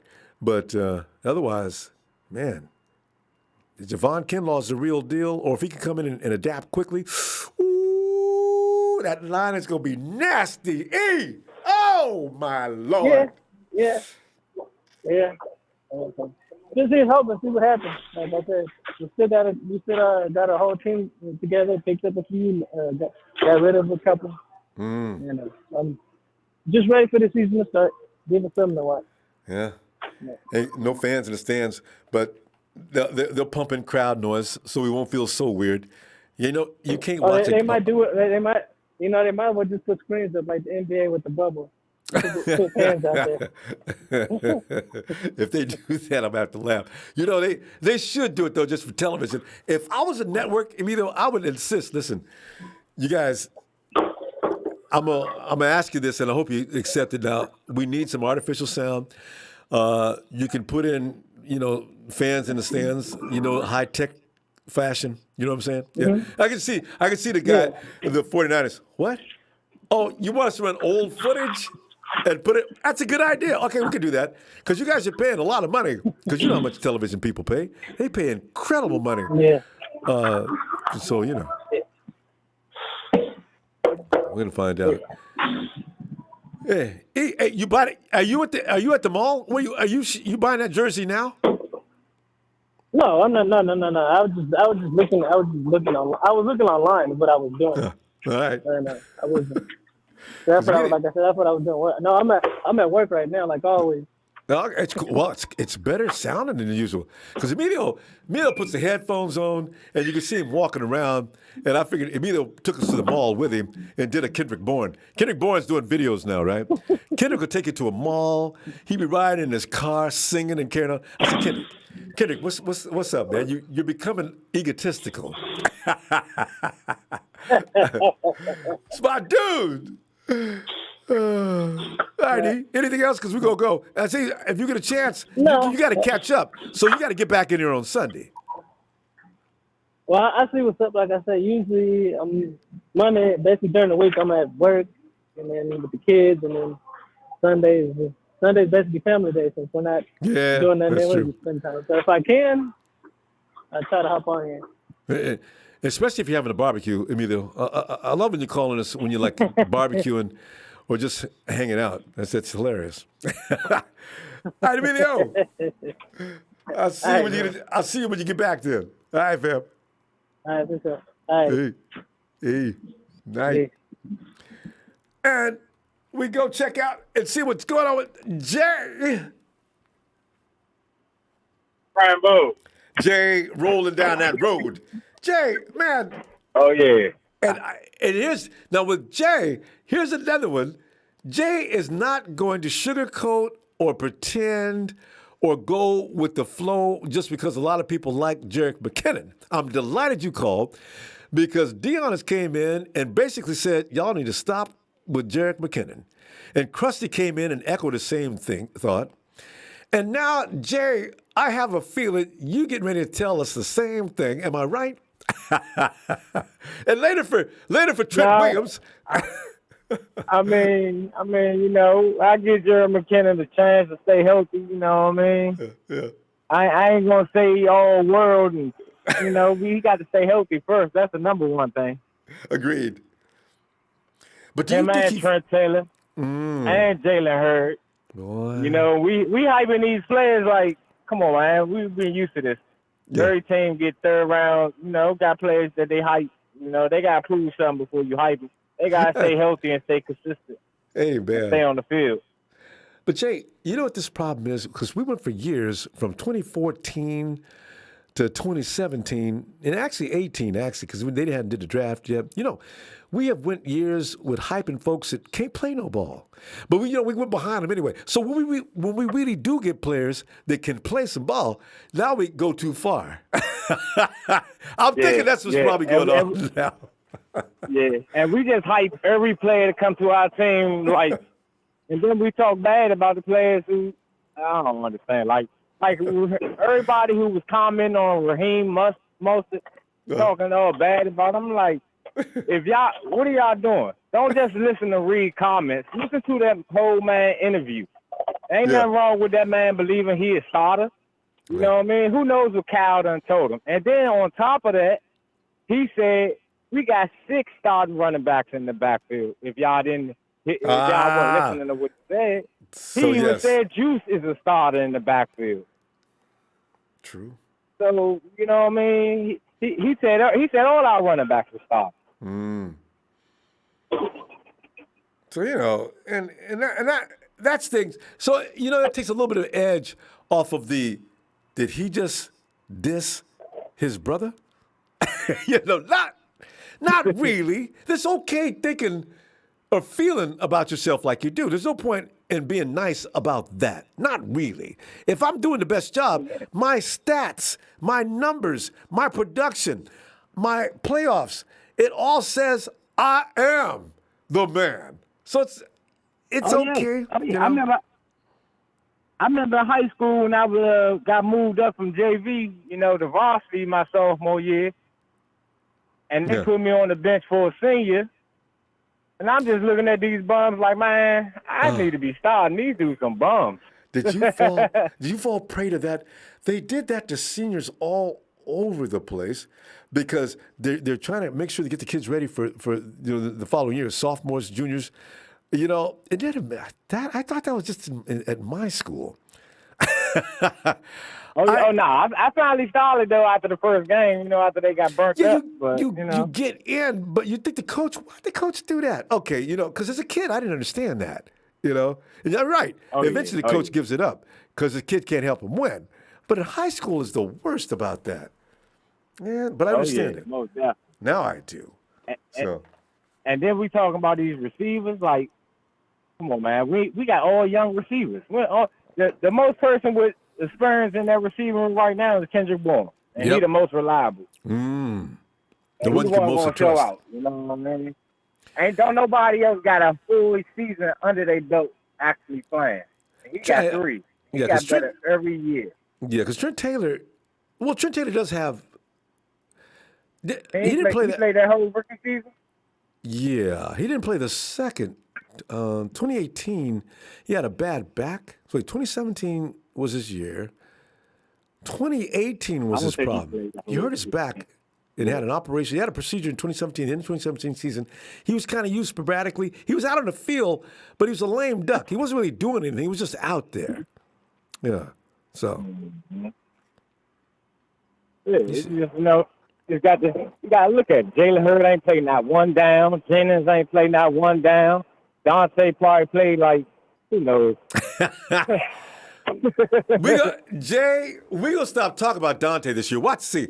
I have a feeling he may be that kind of person sitting up at home alone with his thoughts, and his mind says, man, they talk about you like you got a tail. You're supposed to be special. You were like the NC2A leader of what you do. You going to continue to let them talk about you, or you going to get up off it and show people something? I got a feeling, you start getting alone with your own thoughts and you feel like you're inadequate and you could do better than you're doing, it could fire him up. He's got talent, Jay. That boy can play if he wants to. Yeah, we definitely going to start talking about him. We're going to cut him.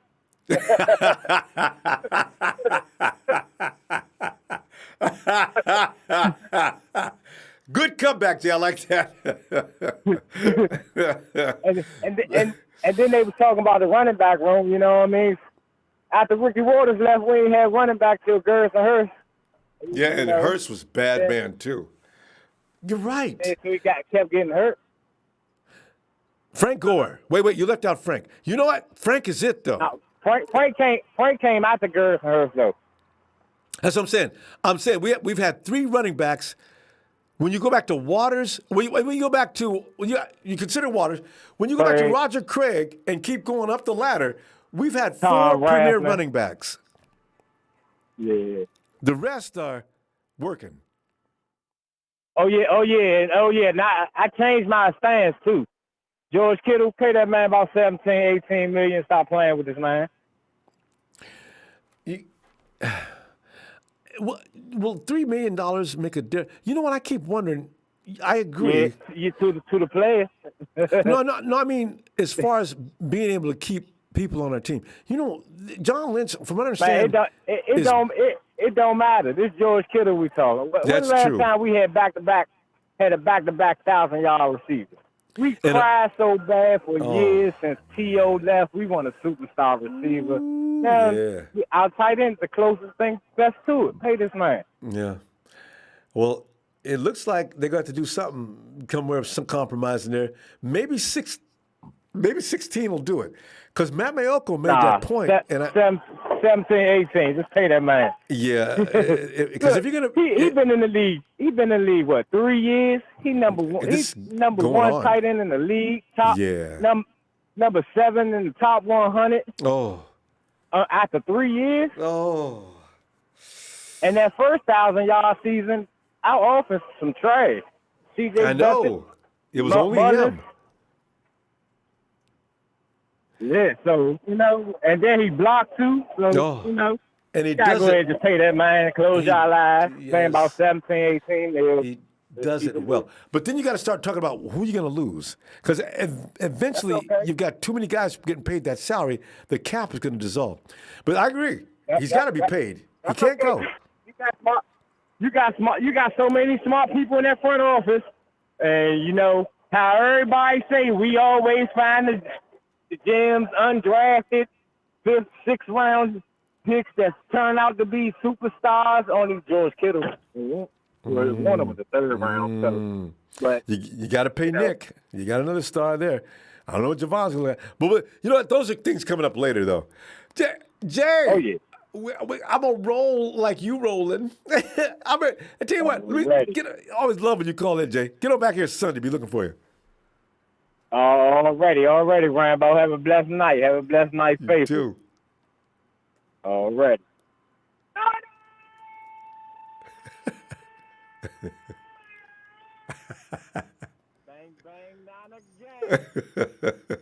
Okay, Jay didn't get right into his phone. I can hear him in the distance, though. Jay, love you, man. See you Sunday.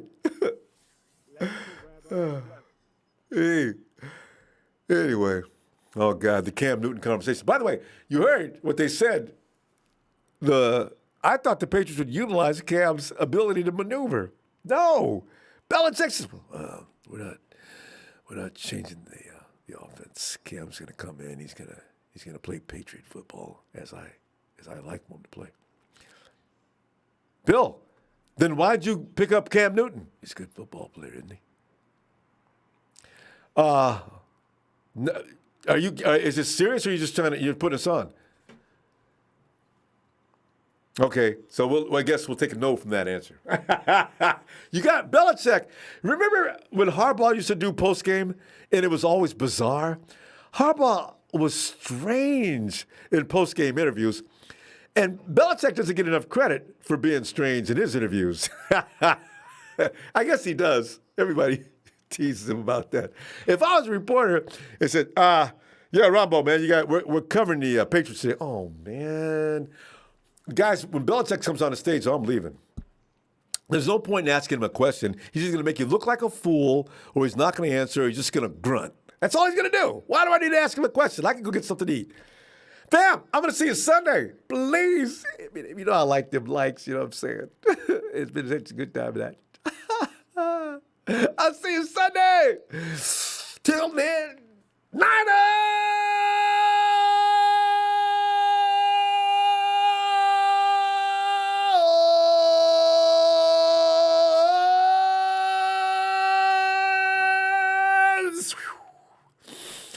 Oh, God, I love doing that. Give it a shot.